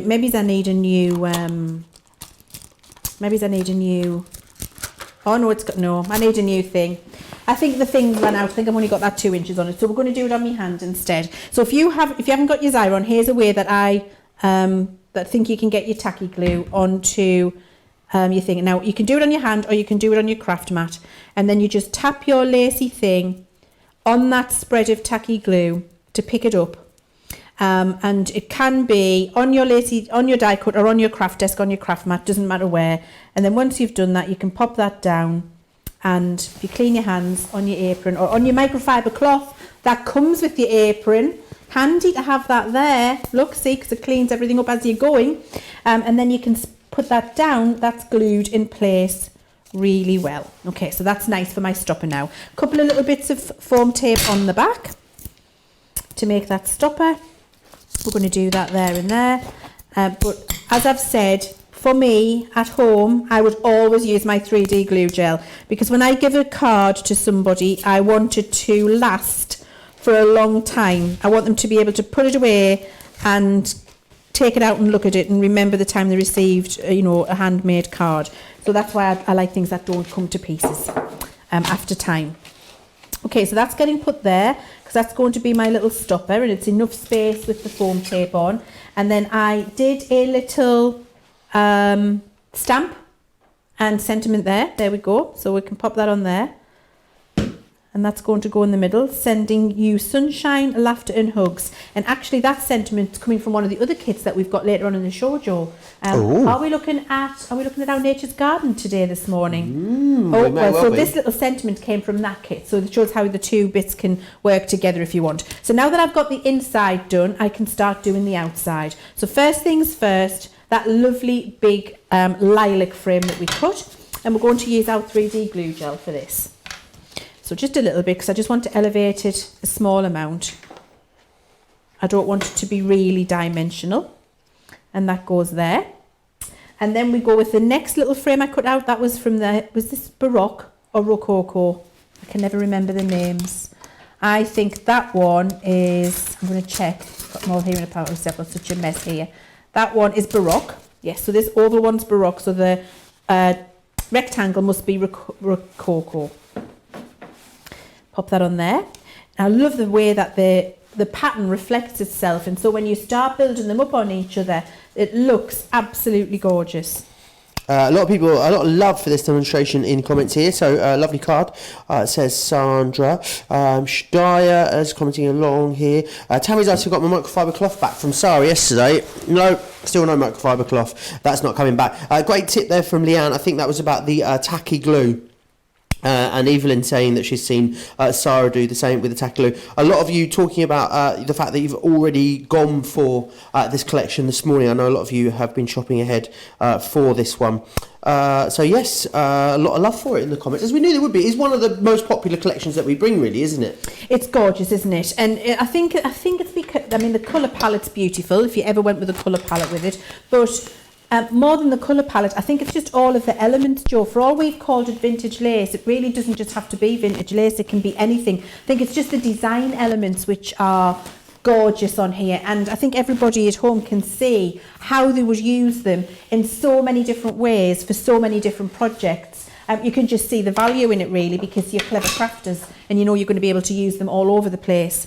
Now I've made 5 butterflies in that lovely card, and what I want to do is just take a little bit of my this is my Harmony ink, and I've got green topaz here because it's a similar colour, and then all I'm going to do is just give a little bit of extra woomph to the woomp's the technical term, to the edge of my butterfly. So you see that just makes them pop out a little bit more, gives them a bit more dimension, and I love to do that. So if you've just cut your butterflies out from a standard colour of card, then what you can do is take one of your little tools, and I know we've had these ink pads on a couple of times for you this week and last week, these Harmony. So if you got those, or if you didn't, go and get them because they're great. You can use them just to edge up your butterflies over the top of your pretty cardstocks here, and you can see it really just adds a little bit of extra interest and texture and dimension, and looks like you've put a little bit of effort in, and it's not really effort at all because you're just dabbing some ink on the edges, but it does make them pop. It does make them really come out from the card when you do that. And actually for this top one, you see I'm being a little bit more intense with the colour even. So on each layer of the butterfly, I've gone a little more intense with the colour, so that it ombres through the layers. You can see from the light all the way up to the darker on the edge there. And so then when you're looking at the butterfly in profile, when we build it up on here, you'll see how that ombre presents itself. Okay, so that's what I've done with my 5 little butterflies. Now, because I've got my apron and I've got my microfiber cloth, what I can do here, because I need to clean up, and it's attached. I mean, how fantastic, sorted. You don't even need to move. You don't need to be using loads of baby wipes anymore. You just have your little microfiber cloth attached, and you've got your hook here, and I'm just going to show you here, and your hook here. So whether you're left-handed or right-handed, you just hook your microfiber cloth on the side that's most comfortable for you, and it's just then you can clean up as you go along. It's just It's amazing. Right, so we're going to build up the butterfly. So I'll start with the lowest one. And what I like to do is just give my little wings a bend before I start, because I'm giving them an idea of where they need to go. So you see, I bend them into each other on the body, and then I curve the wing over my fingers. So you can see there that that's now got a lovely butterfly shape to it. And I do that with each next layer as I move on. So here's the next layer.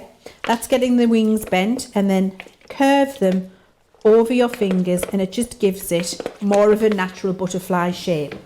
I'm then going to use my tacky glue, and I'm putting a little dab of tacky glue in the bottom layer, and then the second layer goes on, gets stuck in place. Just line up these little antlers.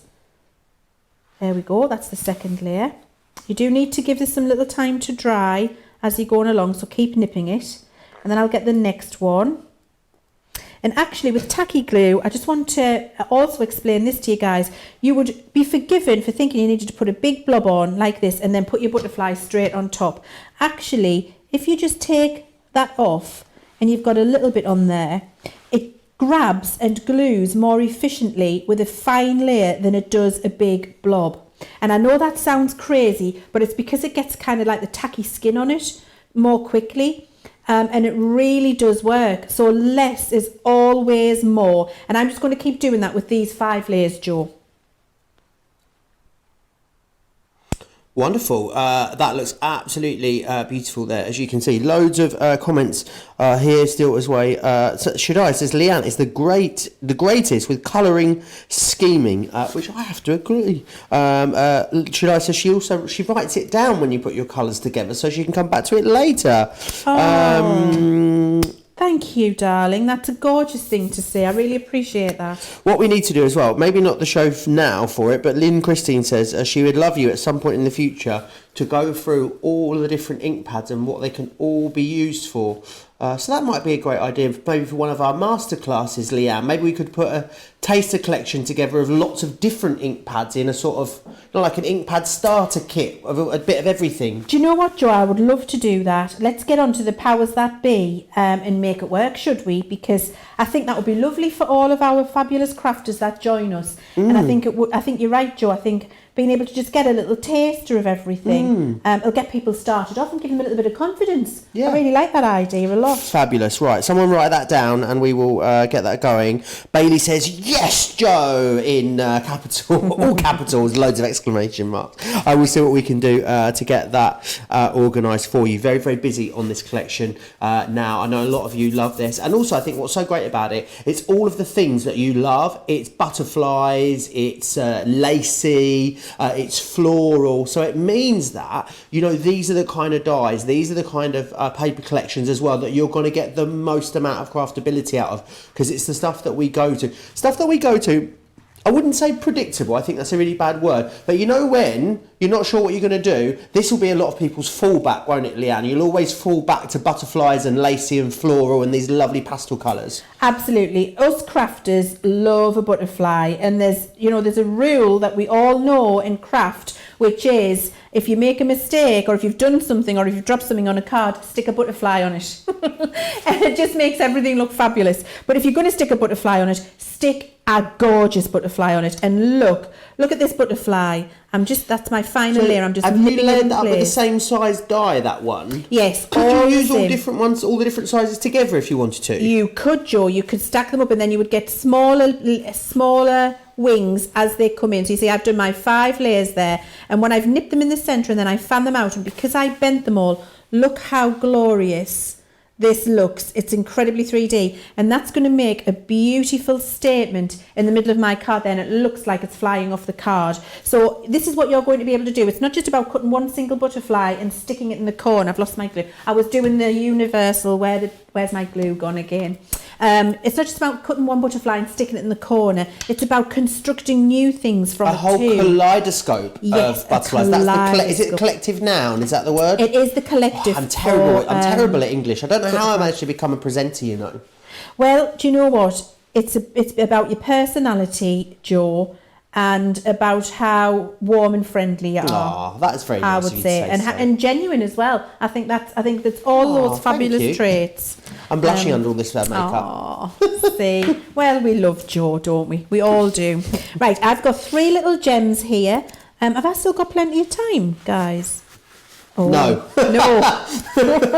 See, you told me I had all the time in the world, and I take all the time in the world. I've just put a couple of little gems in the centre there. And actually, I'm finished. So if I just pick that up and show you, and then turn it around, look, from all of the profiles with that beautiful collection, how gorgeous does that butterfly look? It's gorgeous, isn't it? So you can see, and I'll just move my glue. My glue was in the way. It was taken centre stage, the collal all purpose there, cheeky thing. But it just looks lovely, doesn't it? With all those colours. And you can build that up with those dies very, very simply and easily. Nesting dies are so incredibly versatile. It really isn't just about matting and layering and framing a topper on a card. There are so many different things you can do, and they've told me I've got all of the time in the world to show you exactly what I and why I love a good set of nesting dies in my collection. So first things first, we're going to have a look at why nesting dies are loved around the world in craft.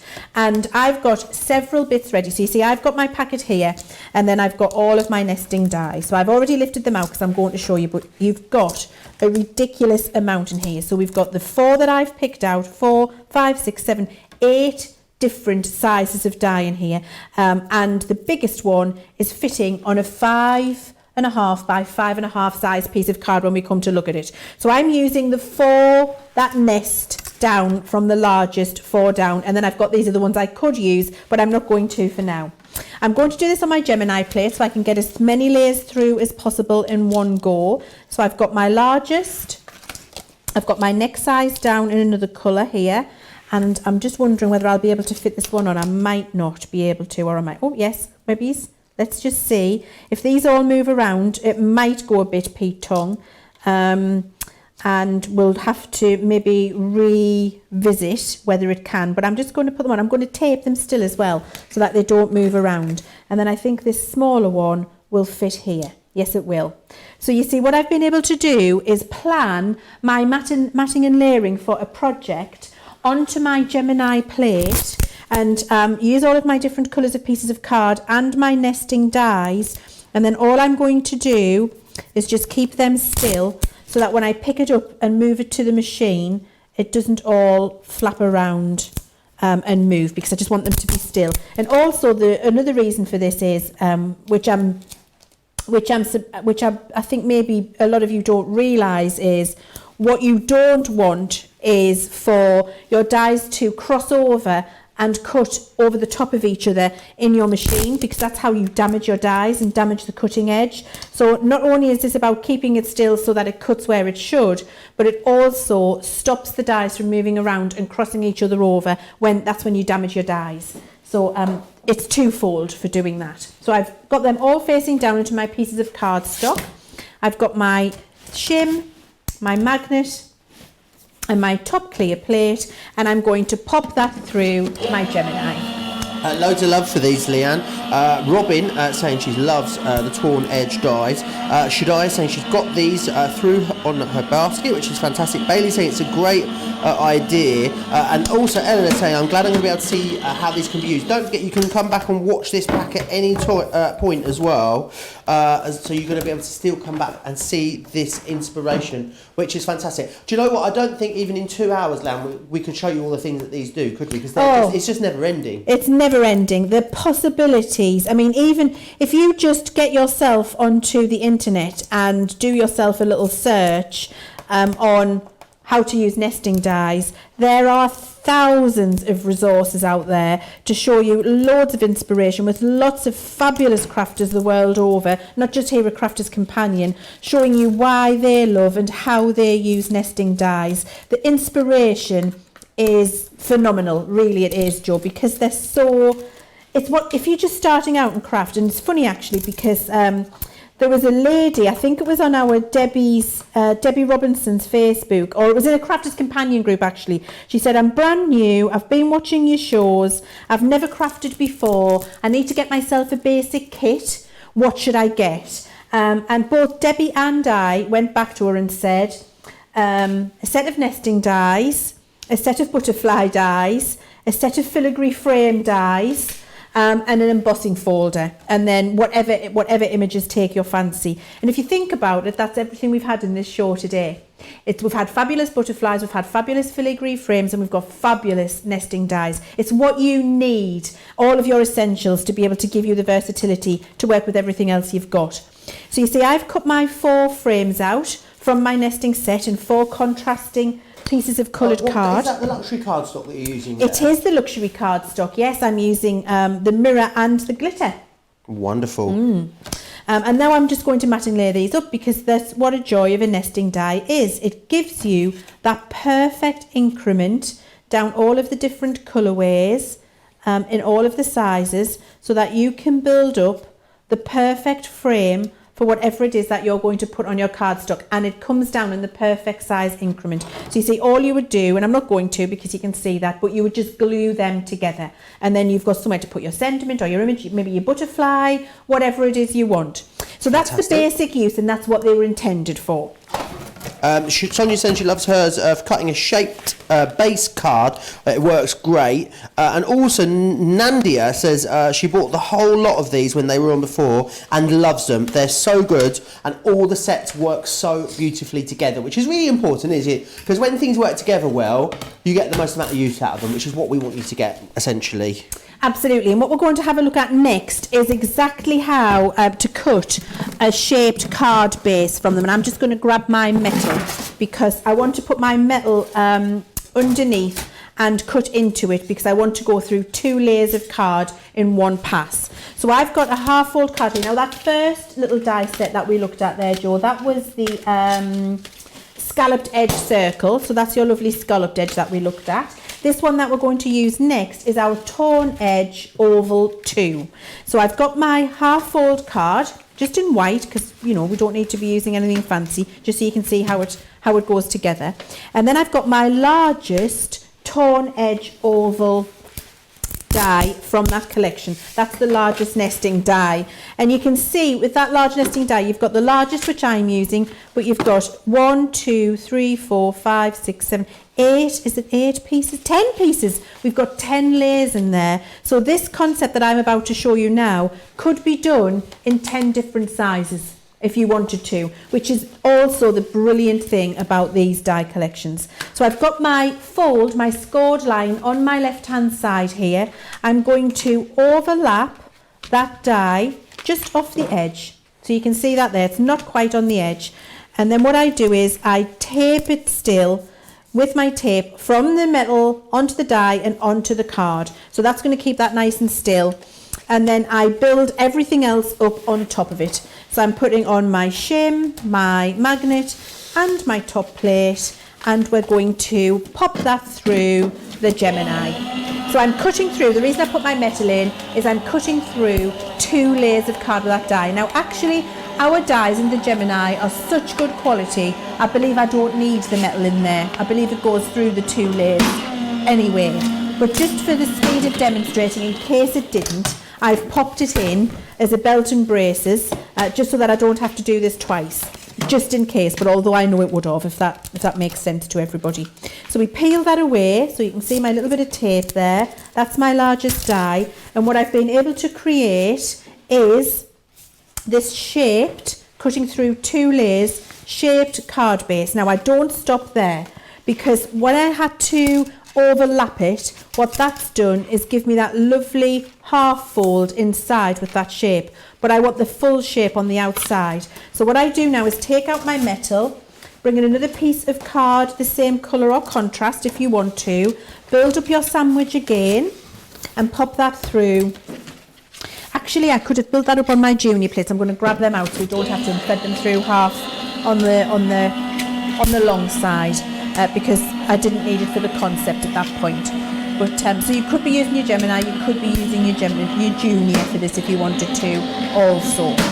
So I've just run that through again, and I've now got a full piece cut of that entire torn edge oval. And what I would do is take my tacky glue or my all-purpose. I've got my it helps if you open it up. I've got my tacky here. So So I'm just doing a little bit of the tacky glue. And remember what I said earlier with tacky, less is more. So if I've put a little bit too much on in places, what I can do is just spread that out.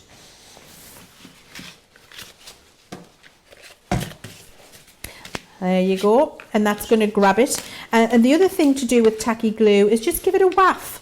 Waff's a technical term. A waff is like this. Give it a waff, and what happens is it starts to dry, gets a little bit of a skin on, so that when you put your next piece on top, it grabs it more quickly. So then I just line up that there, line up my torn edge with my full piece that I've just cut, because it's a wet glue, and it's important that you do this with a wet glue, not with a tape, because the tape will grab it too quickly. I can slide that into place. I've got a few seconds of grace there. I can give it a good rub, and what I've been able to create now, look, is a beautiful shaped oval card. And using my nested dies, and I, because of the shape of this oval, can have that to stand up this way if I want to. There you go. We can stand it up like that, or we can look at the glue. The glues are always getting in on the act. They're always in the way. Or we can stand it up this way. So I've got it on my glass mat, so I'm just going to hold it there for you. But you can stand it up on the long side as well. So that's making a regular card base, which is great. Loads of questions and comments coming in. Julie says, one of our lovely previous craft ambassadors, Julie says, I use the smaller nesting dies and a hole punch through the top to make fab tags for presents. Great way of using them. That is a fantastic idea. Sonia saying that's the one that she uses a lot. Nandia saying she's gone through 2 layers of stamping card with these dies, no problem whatsoever. And Samantha saying as well that she loves the shape cards. Jules, shall I just quickly recap for you exactly what is included? I've got to find where I've put them, haven't I now? Here they are.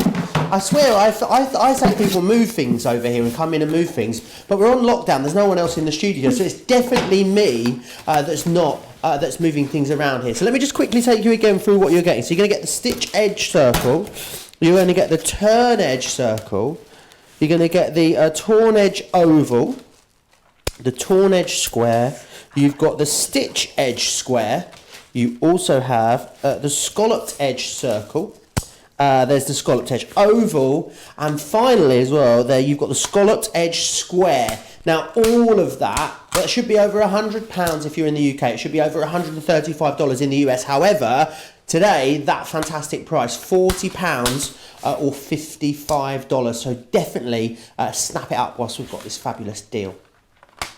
Now, more inspiration on these from Leanne. I think we're going to have to drag her away from these at some point in the show. I think she'd just go and go and go. We'd come back tonight at like 9 o'clock at the end of Cartload, and Leanne will still be in here talking to herself, running these through the machine. She loves them that much. You know me so well, Joe. You know me so well. I will absolutely be doing that because they are really usable, and there is so much that you can do with them.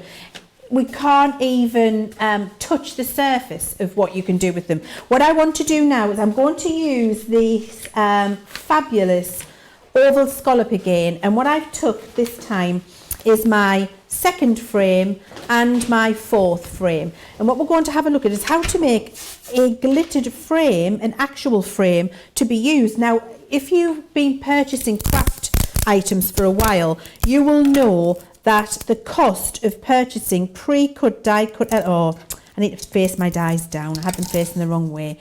I need to cut into the plate. And actually, I'm going to do it on my junior plate as well. So let's just move that to the side. Oh, Leanne. Sorry. Big news. Sorry. Big news. What's the big news? What's the big news? I warned you about it, didn't I? And I pleaded with you at the start of this show that if you wanted it, you needed to get it. I did. The compendium is gone. It's sold out. We were meant to be showing you this at the end of this show. It was meant to be coming up in tonight's show with a demo section as well. But I knew it would sell out because it was so busy. Congratulations if you got it. It is sold out and gone. Wow. Well, I'm not surprised because it was ridiculous value. And when I told everybody, I know how much that it costs to make them. I think that was your clue to go and get it while somebody's made a grave mistake. Yes. So you can see what we've got here. Oh, I moved it. Just want to keep them still. So what I've done is I've used my tape to go across the card and the dies onto the plate to keep those two frame pieces exactly where I want them. You see, I've just eyeballed. I mean, you could get your ruler out if you wanted to, but I've used my second frame and my fourth frame here. And then I'm going to layer up my sandwich over the top. I don't need my metal, so I just need my two clears, my magnetic and my shim.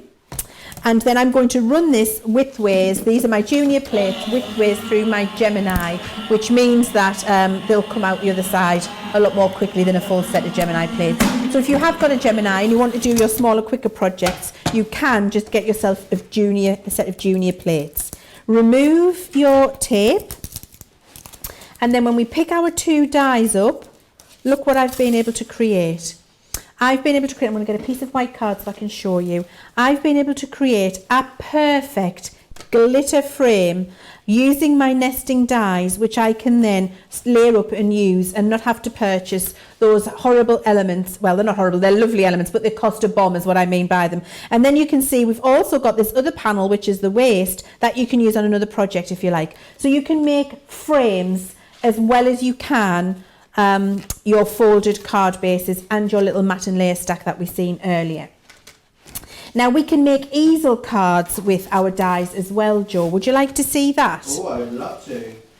Okay, so should we, has anybody got any questions on the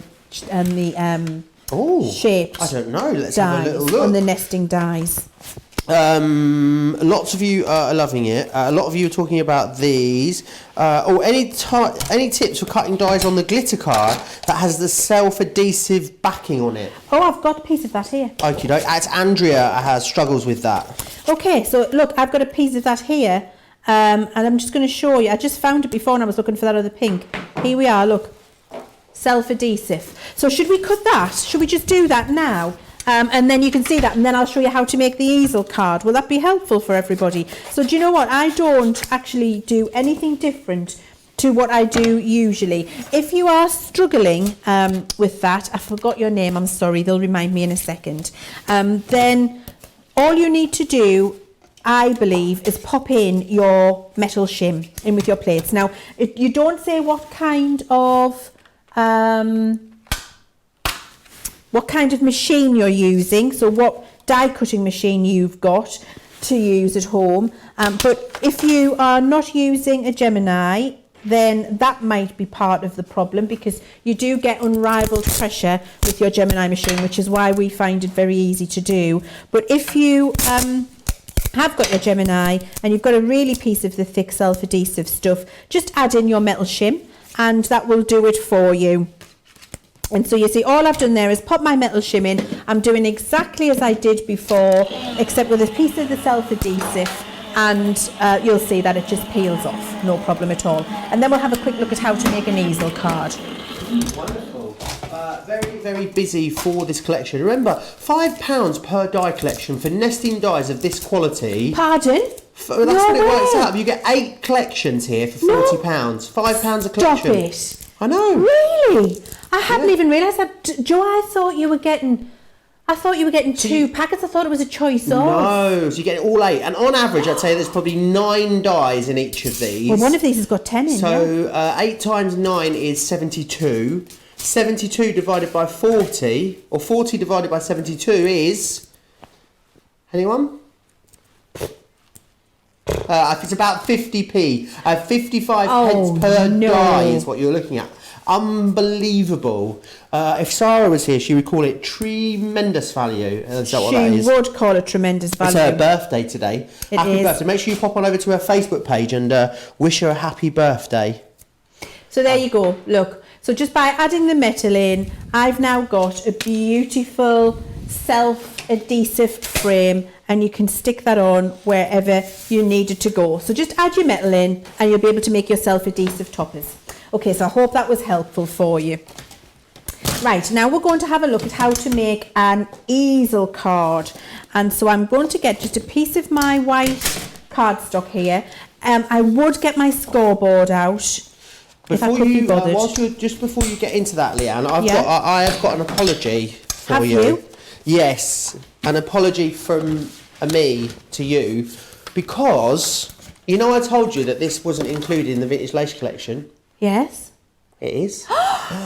So it turns out everyone that's got the Vintage Lace collection, not only will you get the die set with the 6 dies, not only will you get the 2 lots of frames as well, and then not only will you get your freebies that I already showed you, you will also get these. So as well as getting, in the main collection, as well as getting the cardstock, the rub-ons, the satin ribbon free, you're also going to get that. Ta-da! You're going to get that embossing folder as well included. So, I mean, if you've already ordered it, you don't need to worry about it. If you're ordering it now, everyone gets it.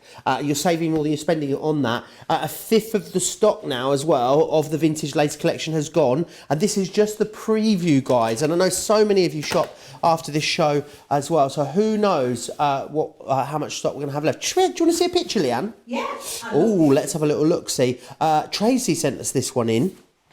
Oh, wow. How gorgeous is that? That is superb. That's her Schmetterling, which is the German word for butterfly. Oh, I wondered what you were saying. Yeah, it's one of my favourite German words. I've got a few. My favourite food word is Kartoffelpuffer. What's that? A Kartoffelpuffer. It's basically like a potato cake that you have at Christmas, like a hash brown. It's fried, and you either have it with applesauce or icing sugar. Kartoffelpuffer. Yeah, I love it. I feel like I need to eat one, but I like the sound of it even better. It also, don't forget as well, we're giving you all the Brucey bonuses today, as well of course you are getting that. Because you've spent over £30 or $30 on that collection, don't forget you'll get a free gift as well, because everyone who spends over £30 or $30 today will get a free gift, which I just think is, just a little bit of something extra from us to you. It's very kind of us, Leanne, isn't it? It is very kind, and I've got that folder. Go on, do it now. Come do on, it now. let's have a look. Go road, I was go road. desperate to show you before. When you see how amazing this is, if you were on the fence, you're going to get right off the fence, because it truly is 3D. Oh dear me. Helps What to you put done? the right. It's me. I haven't put the right sandwich in, Joe. Honestly, you can't get the stuff. It's because I was too excited. I could do with a sandwich. It's lunchtime Let's do now. it again. Nobody's seen that. No one saw it. That wasn't a craft expert put in the wrong place. There's a thing she developed. No, never happens. Here we go. Look at this. Look at the quality. Can you see? Look at that. How amazing. Look, I'm just going to bend that over so you can see the light. It's just a piece of white card. I'll do it later on some other card. And then look at that. Look at the quality of that emboss and the design. This is the design. It's truly, you just need it in your stash. So I love that particular embossing folder. Back to You're now, going to be doing, a little birdie tells me you're going to be doing a lot of embossing for us in the latest show, Leanne. A lot. a lot. And a Laura embossing. A Laura embossing. And if you've been on tenterhooks waiting to find out about my toilet roll technique, you need to tune in at tonight's show. We'll be calling you Lou Roll Leanne after the show later. Yeah, call me Lou Roll Leanne. I'm okay with that. Because I'm going to be showing you my embossing, my toilet roll technique. If you can get toilet roll at the moment, then... Yes, I mean, obviously... I think it's all good now. It's in the shops again. Well, I think I've been able to buy toilet roll. If you're running out, I wouldn't recommend. Keep it till later, unless you want to use pretty embossed toilet roll. Or you may have a bidet. You never know. You never know. But I'm going to be showing you that tonight, and honestly, you're going to love it. You really are going to love it. Now, what I've just done for speed to show you is I've got a half-fold card here, and then exactly as I did for my little card base before, I hung it over the edge and I cut it out. Okay, so that's what I've got there, just for the speed of what we've got. So I've got that there for you. Now what I want to cut is 2 full pieces, because I've got 2 different little styles of card here I can show you. And so I've got 2 pieces of card there, popping my die in the centre. I've got my metal because I'm going through 2 pieces. Again, and as Nandia said to you earlier there in the comments, I don't always use the metal at home with this, because I find that these dies go through 2 layers without. But just for belt and braces, so I don't have to do it twice while we're here chatting, I do just stick the metal in. Belt and braces is not a term I've heard before. Belt and braces? No. You not? No, never. Oh my word, it must be a northern thing then. I think it must be. So I feel like I'm practically northern now. I've been here, at least 4 weeks, 3 weeks living up here now. Yeah, you want to. Have you not had a ham and peas pudding? Not yet. My producer Laura keeps telling me, she keeps promising me a ham and peas pudding stotty, but she's not come through yet. You have got to have a ham and peas pudding stotty in your life. Truly, you have. There's no pea in peas pudding. I couldn't get this. I thought it was a pudding made of peas. No, it's like a thick cold dal. Maybe Master Chef wouldn't be the show for you. What's this you've done here? Oh, it's a thick cold dal. It's a thick cold dal. But it's delicious. But it is very much like a thick cold dal. But it is delicious. So I've got That's sorry. really funny. Honestly, I'm sorry, but that's what it is. And I'm not the most eloquent of people. Oh, you George. really are, though. That's why it's so surprising. I'm not the most eloquent. So I read an email from you the other day, and I had to Google what the word meant afterwards. So you've definitely got a good. Good vocabulary. Was that a plum? It was indeed, yes. I do like the word aplomb every now and again. Aplomb means style, class, with je ne sais quoi, with aplomb. With saucisson. With your saucisson. So what I've done is I cut through the 2 layers with my metal die, with it off the edge. And then what I've done, you see on my box board here, I've just done a solid black line down so I can see where I'm lining it up. And then on one half of that, I've lined it up, and then I've just scored a line down the front of that card. Okay, so that will fold like that. That's what I've done. This is to create my easel.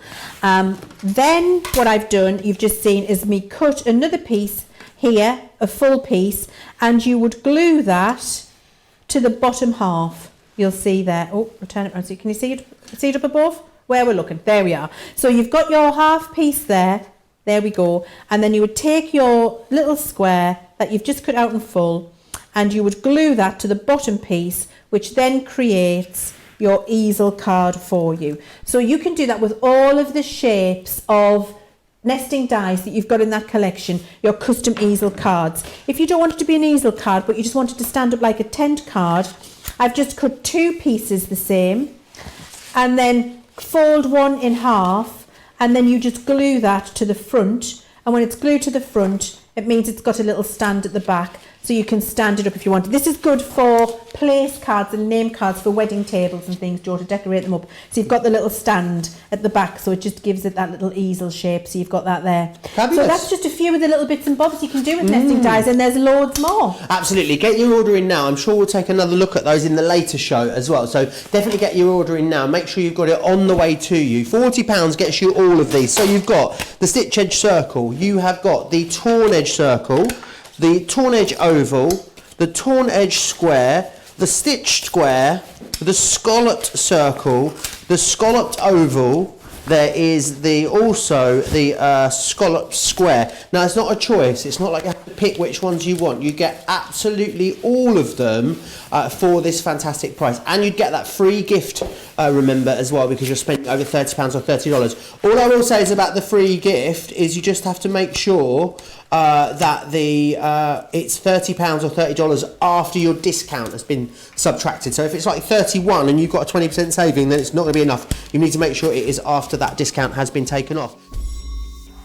If you enjoyed that little snippet of Carlo, don't forget you can go back and watch both the preview and the main event back on our website, crafterscompanion.whereveryouare.co.uk.com or .eu. That is how you watch and shop at the same time as well. Now, Friday is a very special day. It's when we bring you Colour Me Happy. It's when we all switch off, we tune out, we get a bit zen, we do some colouring together, and we have a lovely time to take us into the weekend. This Friday's was absolutely fabulous. I was here with Sarah, and I've handpicked some of my highlights. Take a look. If you are stamping for the first time, but we had some questions earlier about rocker blocks versus stamping platforms. Because this is such a big stamp, I've put her onto a stamping platform. Now, the important thing to remember when you're doing all of your alcohol pen colouring is you need to have 2 key ingredients, the right paper and the right ink. Now, if you are printing out an image at home, print it out on your regular inkjet printer and it works brilliantly well with the alcohol pens. If you are using a stamp, you must have this ink. Let me show you. You must have the Finesse alcohol proof ink, because what it is it's the opposite type of ink to what's in your pens, which means you get you don't get the smudging as we stamp with it. So let me just show you. I've put her onto the stamping platform, and I'm taking the ink to the stamp so that we do lots of little light tapping all over. And I've got my Nina Classic Crest underneath, right? So we pop this down. She's going to stamp down, make sure we stamp all over. It's a very, very big image, so I'm just making sure we've got her stamped absolutely beautifully. Now, total top tip when it comes to alcohol pen colouring is you're going to take another sheet of paper and put it underneath. So you're always colouring onto a sheet of scrap paper. Now let's have a little start. Let's go right back to the beginning. Let's start with her face. When we're doing flesh tones, I want you to use, so I'm going to go, let's have a look, 876, right? I want you to use all pens from within the same colour family. So I'm on the fleshes. So can you see we've got 6, 7, and 8. And what happens is the bigger the number, the darker the shade. So wherever we would have shade, I'm going to come in right underneath her hairline there is where I would put in the darker shade. Same as if I come round the back here, we're going to bring it down the back of her arm, and then we'd have shade from this centrepiece. Little bit of shade coming down her chest there, and then the same back up the side here. So you're always wanting to do this notion of a 3 colour blend. So we're coming with the darkest one into the medium shade. So I'm just doing little circular motions over where the darkest shade finishes. And what happens is, Jo, there's more alcohol in the lighter colour. So the lighter the colour, the more alcohol you've got. And the more alcohol, the more it bleaches out the previous colour. So that's just giving me that little bit of shading all the way up here, and then I can do exactly the same with the lightest shade on there. And you see there, beautiful, right? Now it's a little bit hard to see. I always like to start with flesh tones because it's what people always want to learn more about. But it's a little bit hard to see there. Where you will see this really, really well is when we start to colour her dress, right? So these pens are all double-ended. So you've got the fine nib, and we've also got this lovely big chisel nib. So what I'm going to do is, don't be shocked, don't be alarmed. I'm just going to put down, we're going to go with a nice magenta colour. I'm just going to put down a base layer of pen onto here. So we've got her nice and, wet, really. Wet with alcohol, the alcohol. I'll tell you what, she's having a good party day. So there we go. Come in with the lightest one. Now I'm going to jump. This was the magenta 2. I'm going to jump to number 5, and I'm going to come in with the fine tip. Now watch this. We would have a little bit of darkness underneath her arm. So that's where I'm going to put in depth into here. And I'm going to bring it right down. A little bit of darkness underneath her arm at the top as well, and bring this down. And then what we're going to do is we're going to step down. So that was 5. Let's step down to 4. And I'm going to do circular motions over the top of where 5 finishes, right? And then where the lighter one starts. Now at the moment you wouldn't even think that these were all from the same colour family, but trust me, all will start and fall into place in just a second, right? So there's our next shade one. And then we're going to come in with the next one. So we're going to step down to 3. And I'm going to do the same again, just with that rounded edge. I'm just blending over the end of where number 2 finished. And we'll go up, so straight over the edge there, and you get that beautiful ombre effect. This is what we're after, the ombre all the way down. And then we come right onto the lighter one, and then this shades right down from here. Can you see? So now you can't see where the dark one started and the lighter one finished. Yeah, we've got that lovely ombre effect going on. And as that starts to dry, the alcohol will evaporate and you'll see that shading more. Now I'm going to do exactly the same, Jo, where we would have shading in all of these folds of the fabric. So for example, this bit of fabric here looks like it's behind, so I'm going to put shading in. This one here looks like it's behind. Wherever, anything that's behind, you're going to put that shading into the fabric. Does that make sense? And we're just going to follow that around. Looking gorgeous. Andrea saying these are great pens. Renee also just received some of the classics and absolutely love them. We've been inundated with comments and questions as we have gone through these. A lot of you just talking as well in the comments. Sonia saying that if she's having a tough day, she goes into her craft room, grabs her pens and just chills out and does some colouring, which I think so many of you talk about doing. Now, there's a couple of different ways for you to get hold of these beautiful classic markers. So we have two different sets for you. We have the 72-piece collection, which is kind of like the Try Me, the starter kit, if you will. And in here, what you're going to get is you're going to get your reds, your yellows, your greens. You also get your turquoise, your browns, your blues. You're getting your purples. You're also getting pinks, greys, fair skin, dark skin, and shadow and tone in that. It's 72 pens total, and we give you the storage and you get one of the ink pads. Now, when you take off the price of the ink pads and the storage, in this configuration, which is the core elements of the collection, it works out to about £1 per pen, which is fantastic value, at about $130 per pen, which is great value when you consider you'll be paying maybe £3 or $4 for this kind of quality out there on the high street. What we've also then got is a bumper collection. Now, it's double the amount of pens, and basically it's the extension packs for all of the pens I've just shown you, because what you're then getting also included in here is you're getting your brights, your pastel, your jewel, your vintage, your floral and your nature. You're getting 3 more of the storage trays.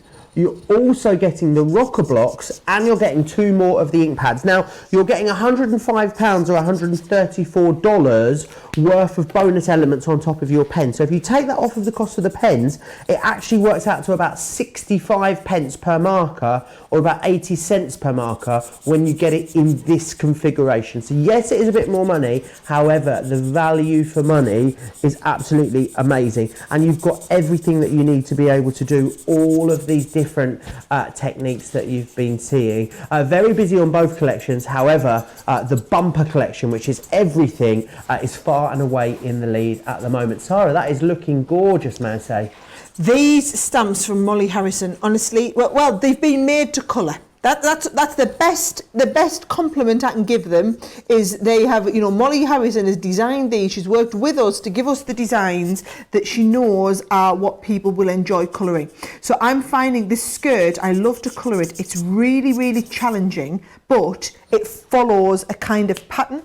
So all I'm doing is following the folds in the skirt to get the idea of the, can you see, of how it all blends. So I'm back to my number 2 now, and I'm just blending this right out. Her dress looks truly 3D. Now, I'll be really honest, Jo, when I started colouring, these are the sort of images that would terrify me. They seemed like what the advanced colourists would be colouring, not what I would be able to do. But because all I'm doing, we've got loads of example imagery of where we've coloured them, and all you're doing is following what we've done. It becomes accessible for even beginner level. It's just about having the right pens. And look at that amazing shading. If you ever want to enhance the shading, by the way, you can always just go back over it again, re-wet it, which means get more alcohol into there, and it'll just give you more opportunity to blend. Now, I don't know if you can see I've made a little bit of a boo-boo in here, right? So all I'm going to do is I'm going to come back in with my lightest pen shade, make sure that you've got another piece of scrap card behind, and I'm just going to push this in. I'm going to push the wrongly coloured one out, right? So I'm just pushing it out with the lighter pen, and it just disappears, right? And what it's actually done is the ink has pushed it through to the back of the paper, right? So it's pushed it right through, and now I can shade that back up. So if you go out the lines, you can do the same with the blender pen if you ever go over the edge, but I just went in with a lighter shade one there, and she's blended absolutely beautifully. Now I want to show you another last little technique before we jump off this. What happens if I want to, so can you see on this one here, we've got a slightly different colour, we've got a bit of a blue shading up through there. What happens if you want to put a blue onto the bottom? Well, let me show you. I'm going to find a nice blue that I think will work with this. Think a nice little bit of true blue. Let's have a look. TB, I might come in with a lighter one first and see how it works, right? Now, what I'm doing is glass mat underneath, putting a little bit of colour down on the glass mat. I think I'll go with a slightly darker shade just so that you can see it, right? There you go, you can see that now. Then on my pen, I'm going to pick up that colour onto the nib of my pen. Right, and I'm just going to do little circular motions over the bottom and then bringing it up the base of the dress. And what it does is, it's called palette blending this. So I've put in a little bit of shade. I'm going to pick up that little bit onto the end here. I'm going to put it on the bottom of here, bring this on, and then just essentially work the colour out of the nib. All right, so we get that back to being a perfectly pink nib. And that's how you just add little bit of extra shading and dimension in there if you want to mix different colours together, right? So I'm going to do exactly the same here, little bit, another colour into the base here, and then blending it all through, and that's how you do another little bit of shading onto the bottom of any of your colours. Doesn't that look fabulous? It just shows you exactly where you could be taking that. Now there are loads and loads of other techniques. I am literally scratching the surface here. We have loads of DVDs that take you through all of the techniques, loads of instructional things. We've got loads and loads of other content on our Crafters TV hub. So whether you go to our Crafters TV page on the website or you go to YouTube and search Crafters Companion, I'm not the expert colourist in our business. We have an expert colourist, she's called Leanne. She put this whole system together and worked on the development of these pens. Go and look up some of her tutorials with this and you'll find you can take your colouring that another step further. Oh, don't forget as well, Colour Me Happy there, you also get a free download every week, so you can download it, print it off, get colouring in and learning all of those fabulous techniques that are taught to you in the show. That was brilliant. If you want to go back and watch the whole show back, you can. If you want to go and shop any of the deals that we've brought to you in the best of, absolutely, they're all still live now over there on the website. You can either sort of filter them out by day and have a look at all the different deals that we have there, but they're live right now and they will be for the next couple of days if you're watching this back later. Now, I hope you've enjoyed this show. I've absolutely loved it. I hope you're having a glorious weekend. I hope it's full of crafting, and I hope you'll join me back here on Monday for a brand new week here on Crafters TV. Take care.